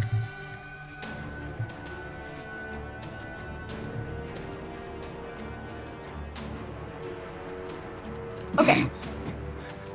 So, this blast just erupts out. You see Q fall backwards. The rest of you hear this just ringing in your ears, and you have to just move your hands up to your ears. And even though you cover them, the ringing is still there. It's just in your head. You can feel as you're removing your hands from your ears, there's blood from just this blast of psychic energy. And that is the Mind Flayer's turn. So, it is now Griffin's turn, who I rolled a natural 20 for Nice. I was like, oh, I forgot to roll for natural 20. Cool. So, Griffin, stumbling back from this blast, looks over, sees all of you affected by this, and is going to try and take. You see, she pulls from her back, basically almost like Ninja Turtle style. There are these. They're not swords though. They're basically like little batons in a sense. It was, if Q was awake, it probably was a quarterstaff at one point that was snapped in half during a fight. So now it's just two sides of this quarterstaff that she's pulling out, and she just lunges forward and is gonna go ahead and take 2 attacks.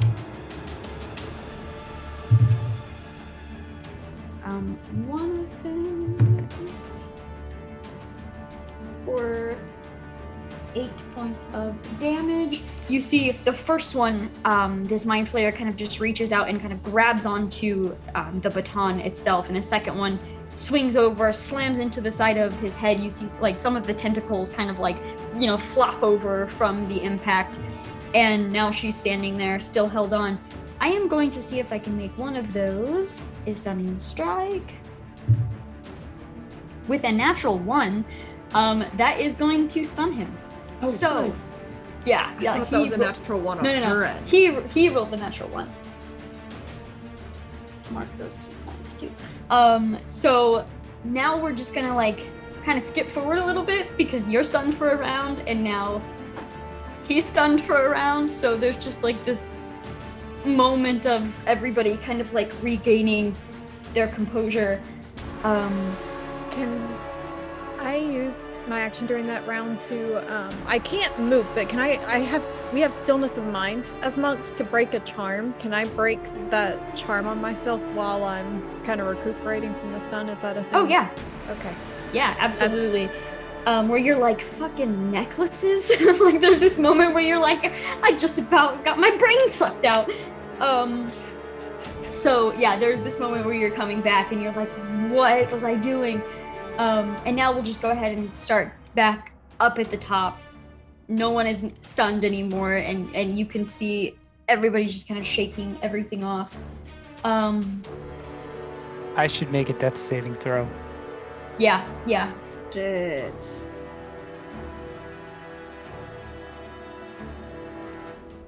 You rolled a nat 1, didn't you? Oh. Fails. Oh. Bob, the amount of natural ones you roll in my games is I gotta make it ridiculous. interesting. I have to make it interesting, right? Ridiculous. All right, so then up to the top. Okay. Vessel, you will be shaking off your stun. Sort of like a little dazed, I'm going to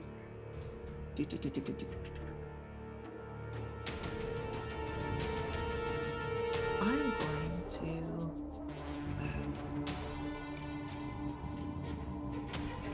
I'm gonna go up to this creature, and I am going to do Breath of the Dragon for my final time that I can do it. I'm going to do that 5-foot line. Okay. It goes back 30 feet. And I am going to, it's a dex saving throw. And I'm gonna make it fire damage. Yeah. Great. I have advantage on saves that have to do with that, and I rolled the same thing twice. So I rolled a 7. Oh wow, the DC's 10. So Wow. cool. That's not much though. It's 6 points of 6 points of fire damage. Great. Yeah. As I just go up and I just try and do that right in its face, basically. Yeah, perfect. You can kind of hear this shriek coming as the tentacles kind of curl in to try to protect the face as you see them kind of pushing back toward the wall of the cave. Wonderful. Phoenix, you are shaking off this stun as well. All right, Phoenix is gonna reach into his belt and he's gonna pull out his flute. It's about 3 foot long. It's a pretty hefty flute, but he also just uses it as his monk weapon. So seeing Griffin pull out these 2 short sticks, like, oh, that looks cool, man. And so he's gonna take a whack with his flute. Amazing. And misses. Oh. Second attack then is going to be followed by his wings. One for his second attack, and then one is a bonus action. 16 and a 12. The 16 hits. 8 points of bludgeoning damage.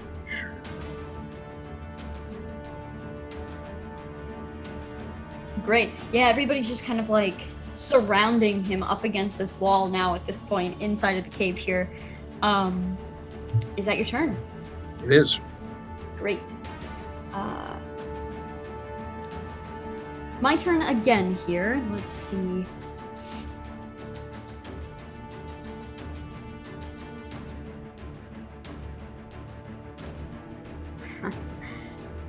Okay, so with Griffin being the only one that succeeded the save previously, that is going to be why the Mind Flayer is targeting Griffin right now. So, I need to make a wisdom save for Griffin.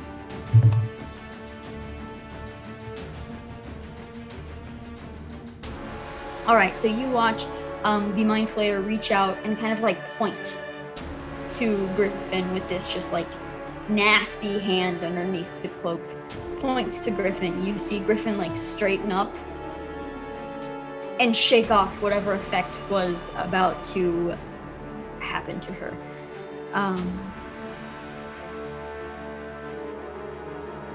And with that, we have a few people close to the Mind Flayer right now. We have, I think everyone but Q. Yeah, I think everybody is close to Mind Flayer right now. So I'm gonna roll to see which one is targeted. Phoenix. This, with you being the last one that kind of hit him as well, turns towards you now, and you see all 4 of these tentacles reach for you, basically, as it lunges in your direction. I'm gonna roll 4 tentacle attacks. 24. Yeah. 17. Yeah. 17. Yeah. Damn. Oh, We cannot have all our monks go down, y'all. No one has healing spells. 18. All of them hit. Oh no. Oh no.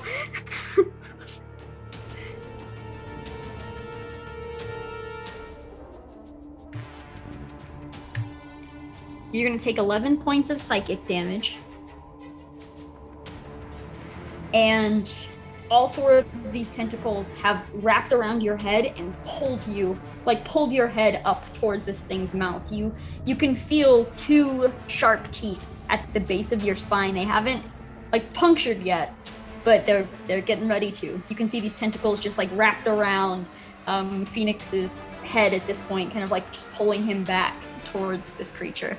And the Mind Flayer does kind of turn, almost using Phoenix as a shield at this point as his tentacles are wrapped around.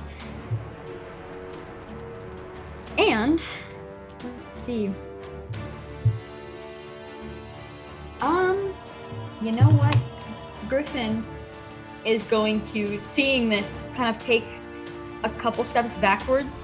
Griffin is going to lean down and Q, you are going to heal 8 points as Griffin does lean down and kind of just place her hand probably on your back. You probably kind of fell face first onto the ground. Place your hand on your back and you kind of your eyes open, and that is Griffin's turn.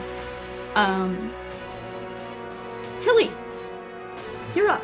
Okay. Listen, I am the only one who is allowed to alter my mind and just bam, bam. And I'm gonna go for some punches. So, I'm gonna use Lucky to reroll one of them because I rolled a 2. That's better, 14. So, 15 and 14 plus 7. Both will hit. Okay. Yeah. And so that is 18 damage. Okay, damn. And I'm gonna try for a stunning strike. Okay. What save is that? That is Constitution.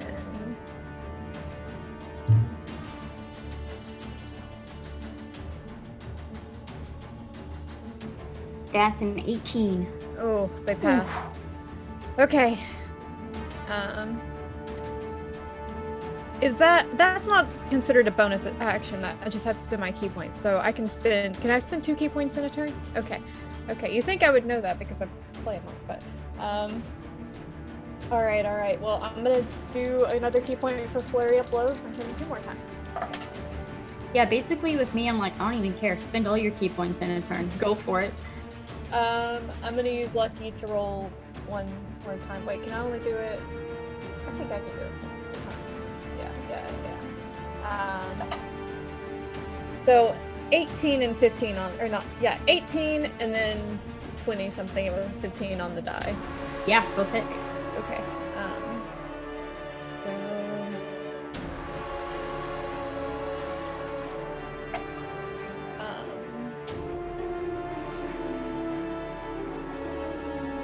Plus 7, 15 damage. Nice. And I'm gonna try and use a stunning strike on one of those again. All right. Run through everything while I got it.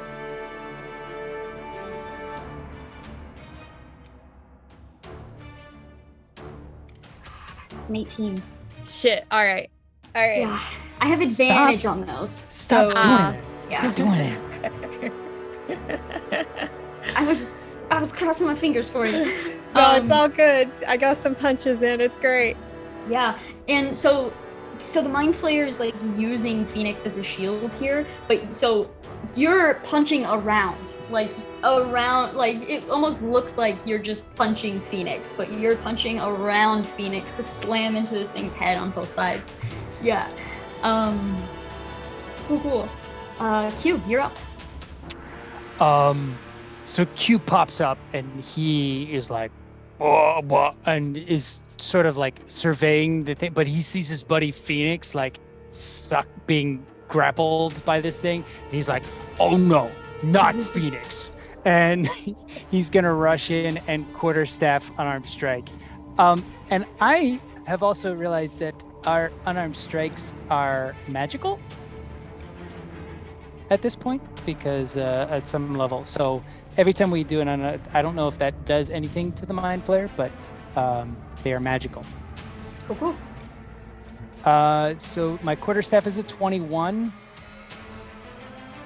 and the unarmed strike is an 8. So quarterstaff hits. Or a 4 bludgeoning damage. All right. And yeah, that's all I'm gonna do. All right, kind of same thing. You just like spin it around, like around Phoenix's head and slam into the Mind Flayer's head from like behind, basically. Cool. Is that your turn?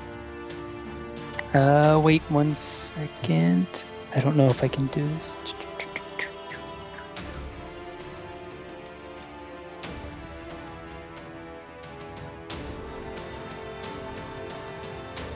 Nope, it's an action.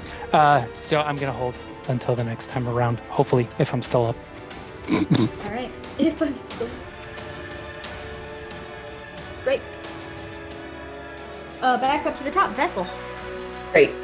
Those the tentacles are still around Phoenix, Yeah, right? they are holding on to Phoenix, yes. I'm gonna try and put my hand around all of them and try to yank them off of Phoenix while also trying to yank this Mind Flayer out of this corner, basically. If I can do that. Okay. That's gonna be probably a Contested strength? strength. Yeah, Okay. I think so. Come on, buddy.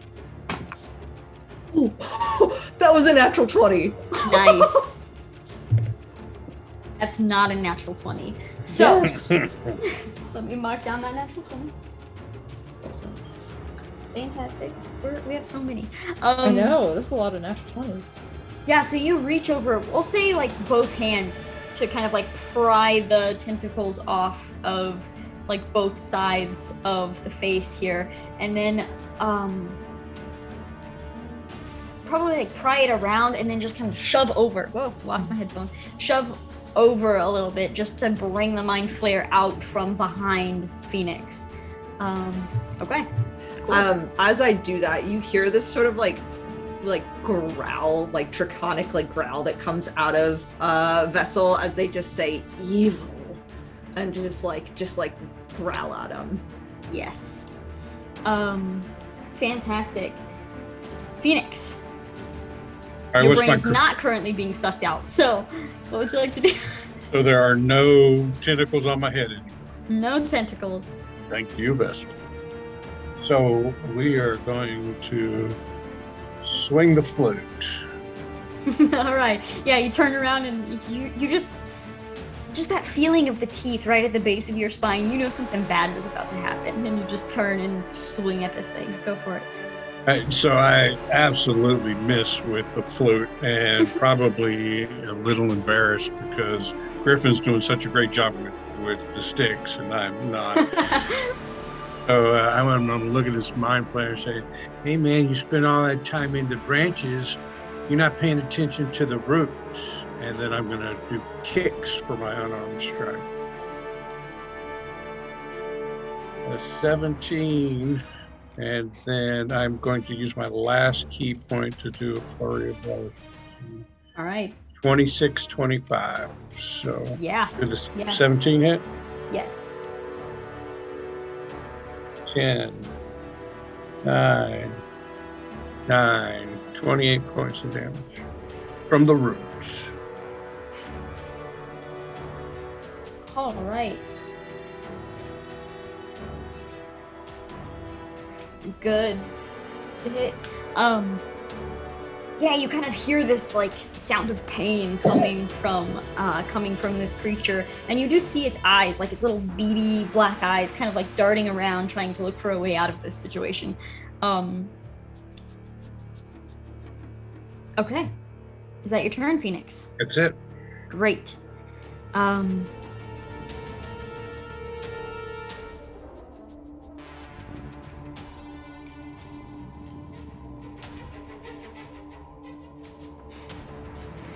All right, so This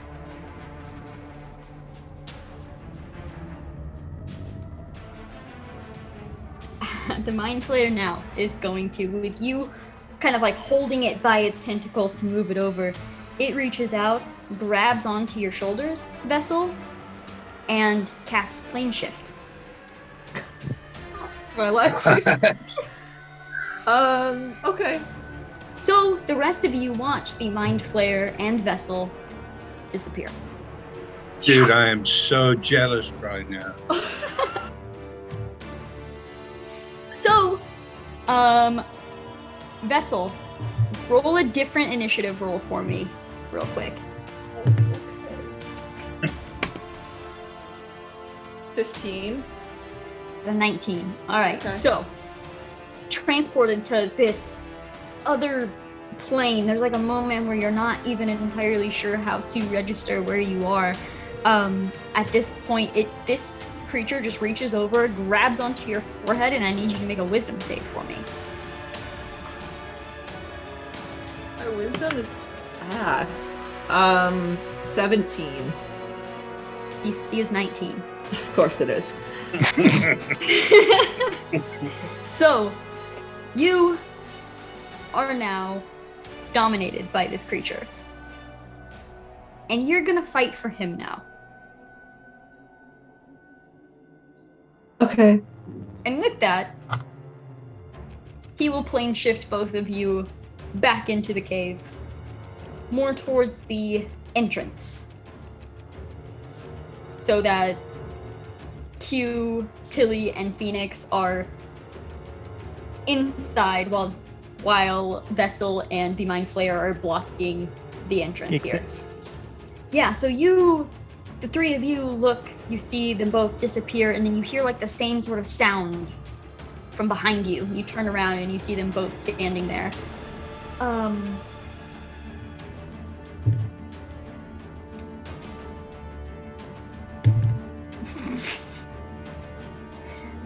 Griffin, upon just like a quick reaction to this, grabs onto two like daggers from her boots, throws them both, and you just see the Mind Flayer just like kind of like wave a hand, and both daggers just kind of fall limp beside him. Tilly, what would you like to do? Oh, well, how far away are they? They're not too far away. They're just now behind you rather than in front of you. Okay, I'm gonna turn around and run to try and hit the Mind Flayer. Cool. Yeah. Well, if I'm supposed to be on the Mind Flayer side, let's make this fun. I'm gonna use Protective Wounds against the Mind Flayer and give it a +3 bonus to its AC. Great. Well, I've rolled a 17 and an 18 on the dice, so +7 to Oof. both of those. Yeah, Oh, you wow. will hit for sure. What are you doing? This is not what I am intended to do, but it is what I am supposed to do now. This is not what I am intended to do. I love that. Yeah, what's the damage on that? 12 total. Nice. And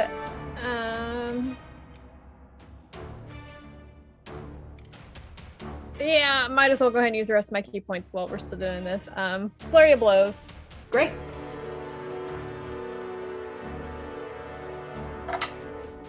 I'm gonna spend my last luck point to reroll one of them because it was a 5. Okay, so 16 plus 7 and 17 plus 7. Math. Oh yeah, they're good. Yeah, go for it. Alright.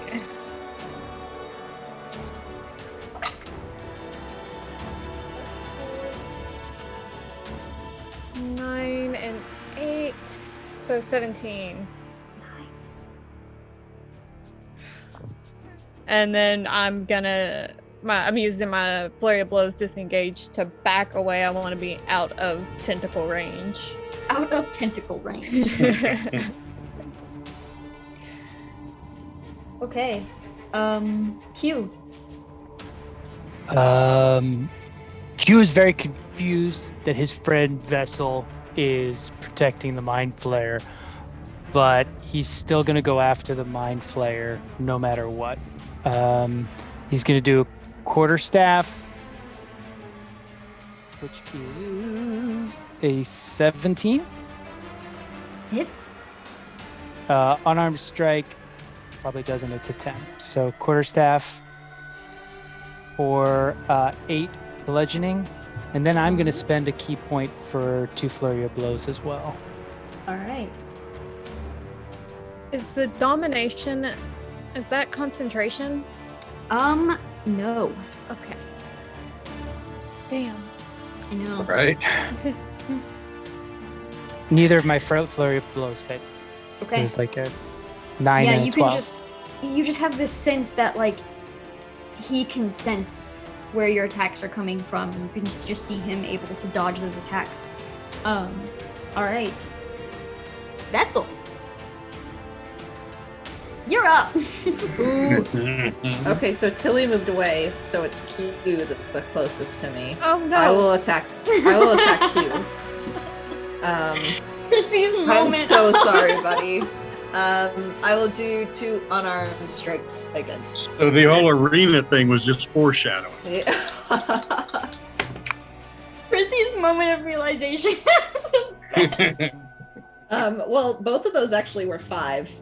So plus 6 and 11. Nope. Neither of No. those hit.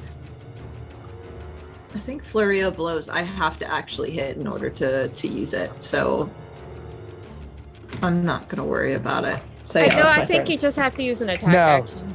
Oh, I Yeah, just have to use an attack action? Yeah. Flurry of blows. Flurry of blows, you just use the key point to do the 2 more Cool. unarmed. Right. So does a 17 and 20 hit? Yes, they Both do. of those hit. Yes. Wait. Oh yeah, you're Thank you. attacking that guy. That guy over there. I forgot. I was like, yeah, that hits. So 8 points of damage for the first one, and then 7 points of damage. Well, for the first hit takes me down because I Yeah. only had 8 points. Yeah. Sorry, buddy. Q's back down. This is typical of Q. Don't worry about it. So here's my question. The first hit knocks him down. Do you slam into him with the second hit? I mean, that is what I like. I am here to help this mind flayer. So yeah, I'm gonna hit him first, and I'm gonna be like, I apologize, and I'm just gonna punch him, and then I'm gonna hit him a second time, and just boom into the back of his head. Isn't that one failed death save? Yep. It Oh, technically is, absolutely. yes. Yes. Cool, cool, I'm cool. sorry. Wow. No apologies. You're playing it right. That's the one I like. I love it. All right. Is that your turn? I can't break this at all. I can't even try to do anything.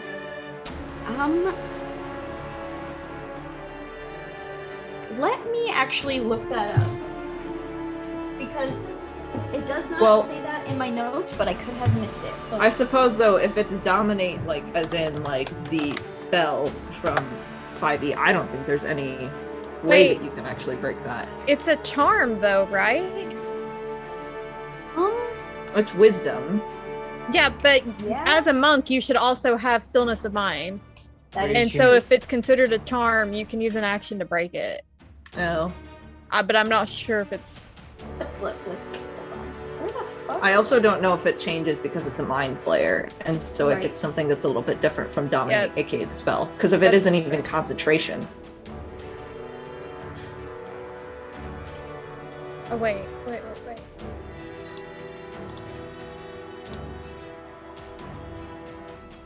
Yeah, that's what I was wondering too, because the dominate person most certainly is concentration. So, Mhm. yep, they might be something different. All right.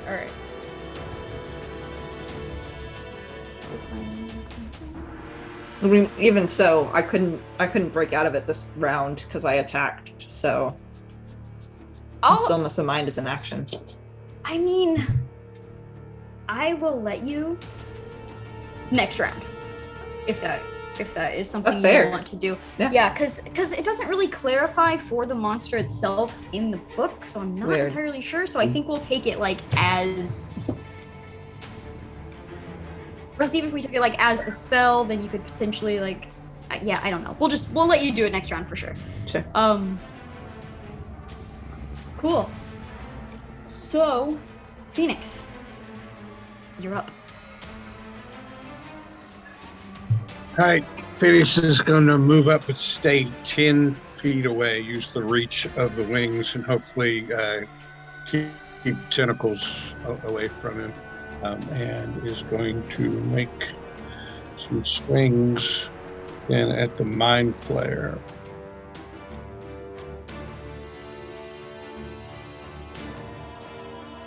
Critical hit.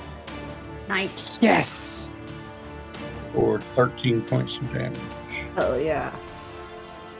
Second attack, the 19, almost another 20 for 5 more. That makes a total of 18.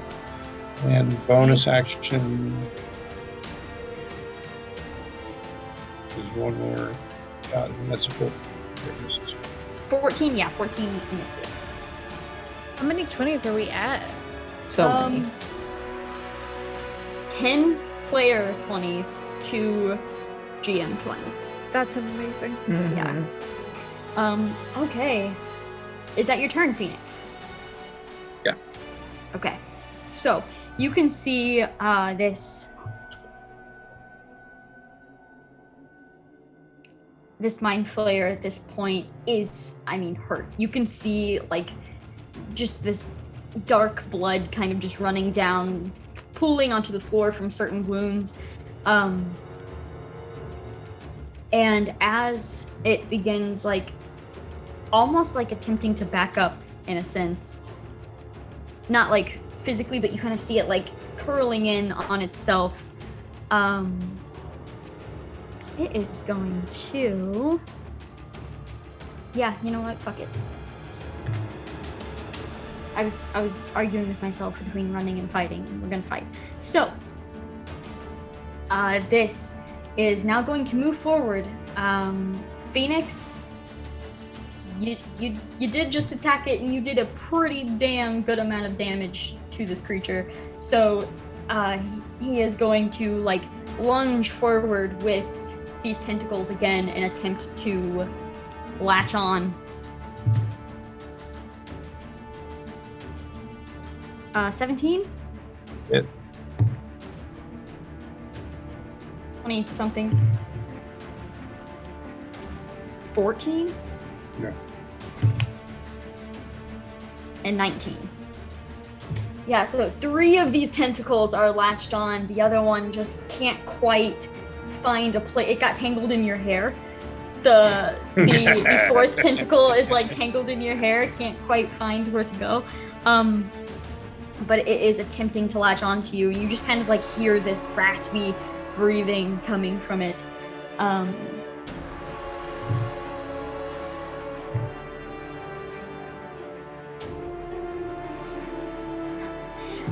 It's latched on for a moment, and you kind of feel a jolt as Griffin runs up and her knee just shoves into, basically like runs up and jumps, and the knee kind of shoves into basically right at the rib cage. You hear a little crack, and you feel the tentacles like tighten and then let go as this creature is shoved off of you. The mind flare, weak and definitely feeling it, kind of like falls down into the dirt and is beginning to like kind of grab onto the dirt to try to crawl away out of this cave. Did Tilly, Phoenix you're up. take some damage from the 3? No. Nope. Actually, psychic damage, yes, I totally forgot about that. Thank you. 3 of them hit, so that's gonna be 5 points of psychic damage. And Tilly, it's your turn. Okay. So he has Phoenix again now. Now he actually doesn't. Like, he did for a moment, but Griffin was able to kind of knock him off. So he has stumbled down and is now attempting to crawl away, basically. Okay. Oh, no, not so fast. Bam, bam. I'm basically just like pouncing. Nice.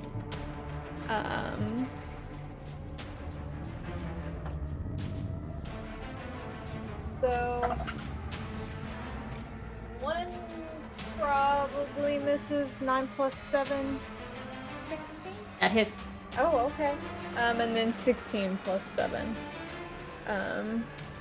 So you can tell I'm so good at math. 9 and 5, so 14 damage total. And do I have 1 key point left? I do have 1 key point left, so flurry of blows.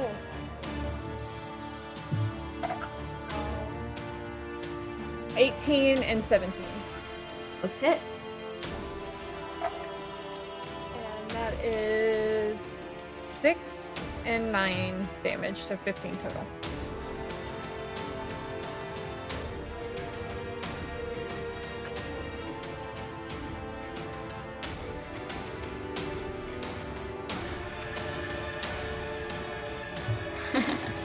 Tilly.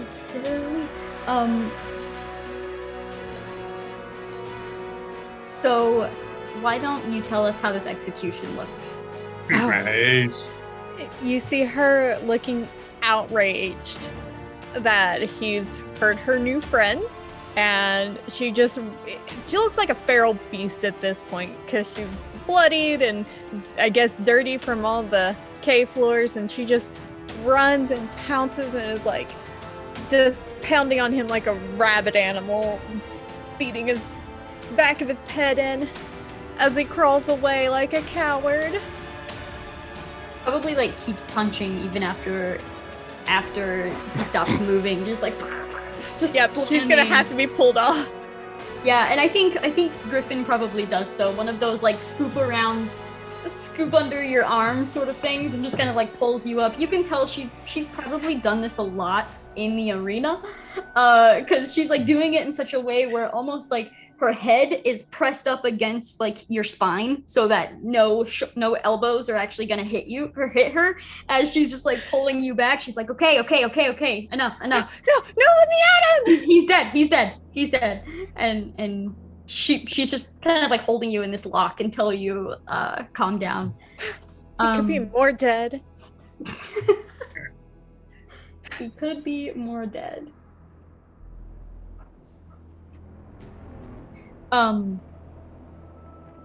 Griffin kind of looks around to everybody at this point, like,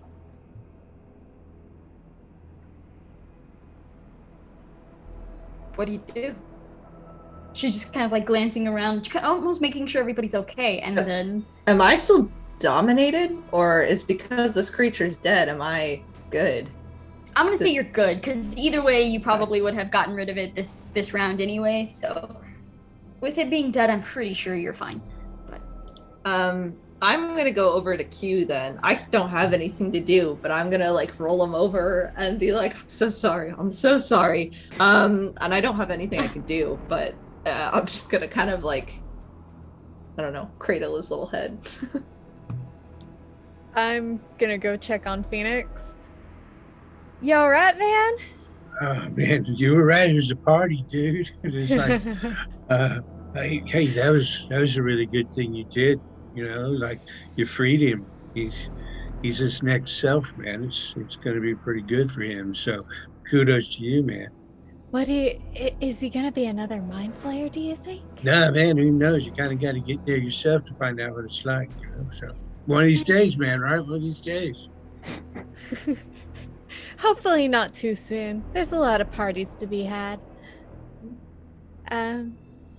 It's just the is until it's the then. So right now, you know, what was, and now it's is. So hey.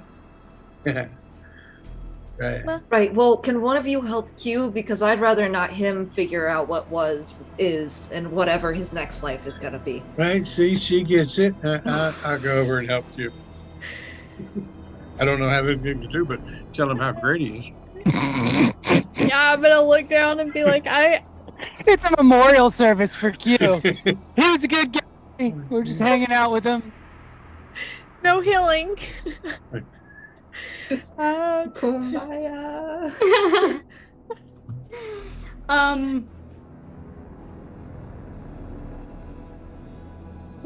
So I just really wanted to see how that was going to go down. Griffin will walk over and do another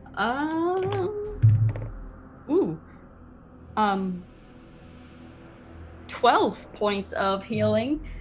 But just for fun, I want you to roll a death save just to see how that would have gone. Oh, okay. Just because I'm curious if you were to roll another freaking natural one. Hold on a second.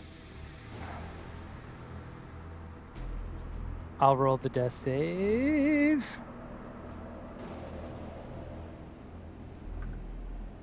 It was a 4, not a 1. Okay, so yeah, it would have been a failure, but not enough to die. So yeah, you are woken back up again for the second time in the past like 10 minutes.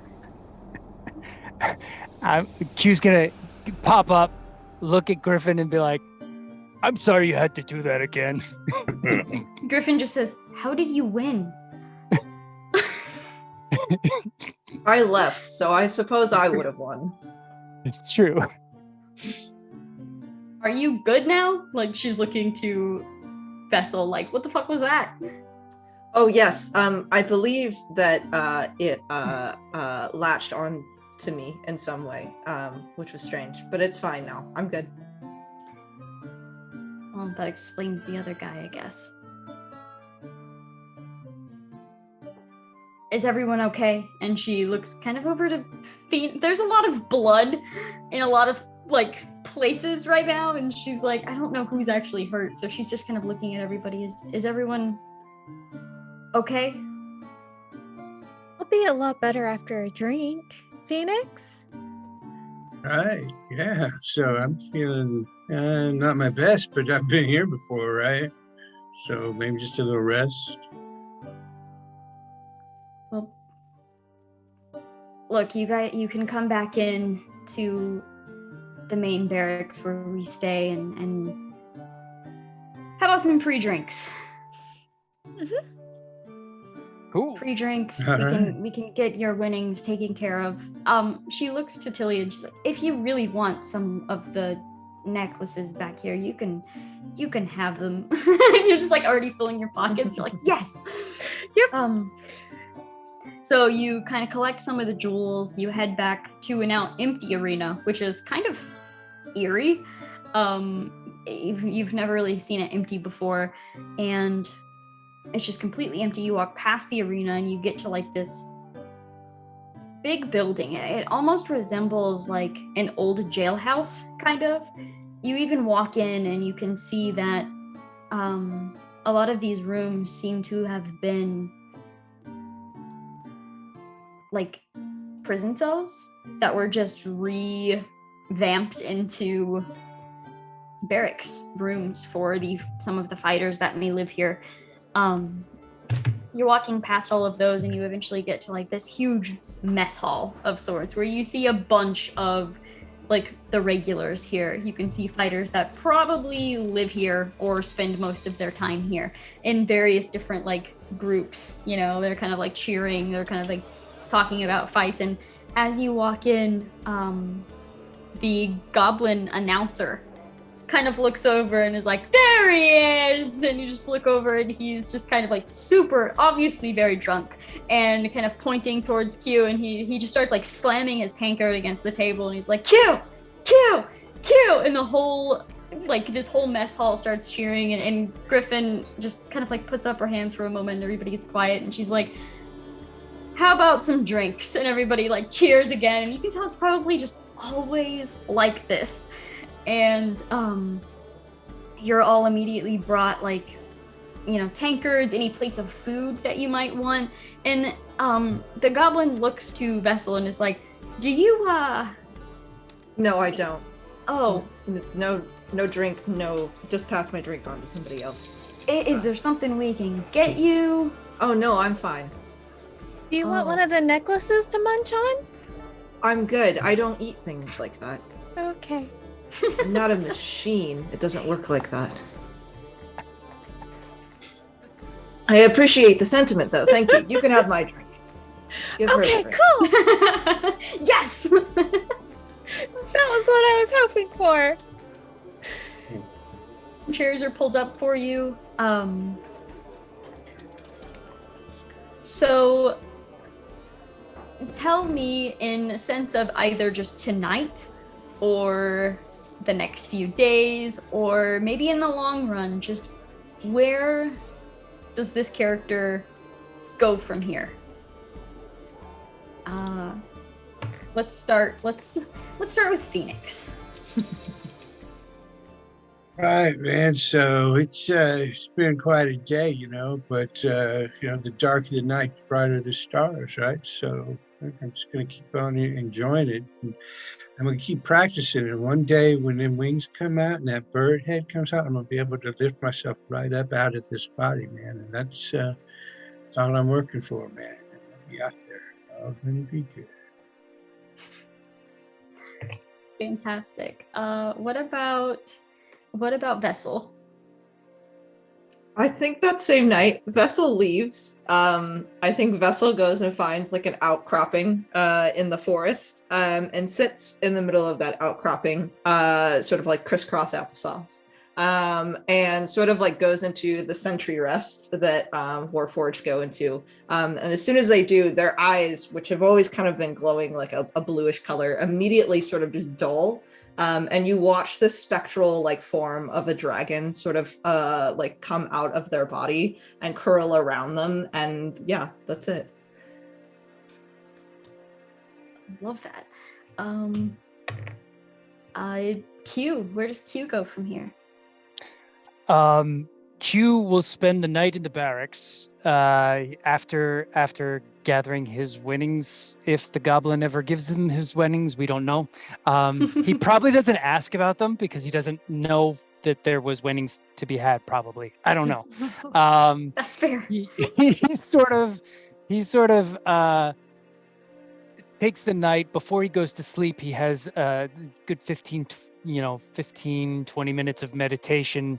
Gets his full rest, gets up in the morning, meditates, and then he just sort of walks out of the barracks and listens to the wind and tries to follow where it tells him where to go, because he doesn't know much more than that. So he sort of listens and then picks a direction and starts walking in that way.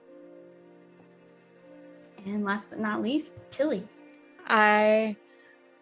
Tilly would have spent most of the evening playing drinking games with the other fighters. They love that, by the way. Like the Tilly chant happened multiple times in the evening, and it like goes way late into the night. Yeah. And so after she's drank her fill, she'll probably pass out, likely on one of the benches for the tables, and then the next morning, she'll probably get up and look for a way to go back to the Feywild to hang out for a while, because that's where the best parties are, honestly. Everything is psychedelic there. All right. And with that, a few, select viewers of this night at the arena had quite an interesting show to be able to, tell people, telling people about the fight that turned into maybe a real fight, and then they were evacuated. They don't really know what happened. It was really weird, but the fighters were pretty cool. And everyone kind of going their separate ways. Maybe you'll see each other again. Maybe you're all going to completely different places. Either way, that concludes our story of the monks that met at the arena.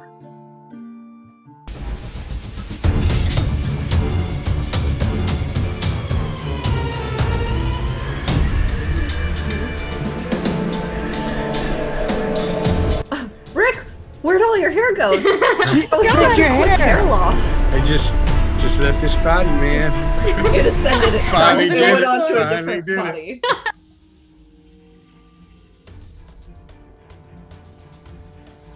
I'm sad I didn't get to suck out anybody's brains. I'm sad. I'm not. I'm sad. Like I didn't want to, but like I wanted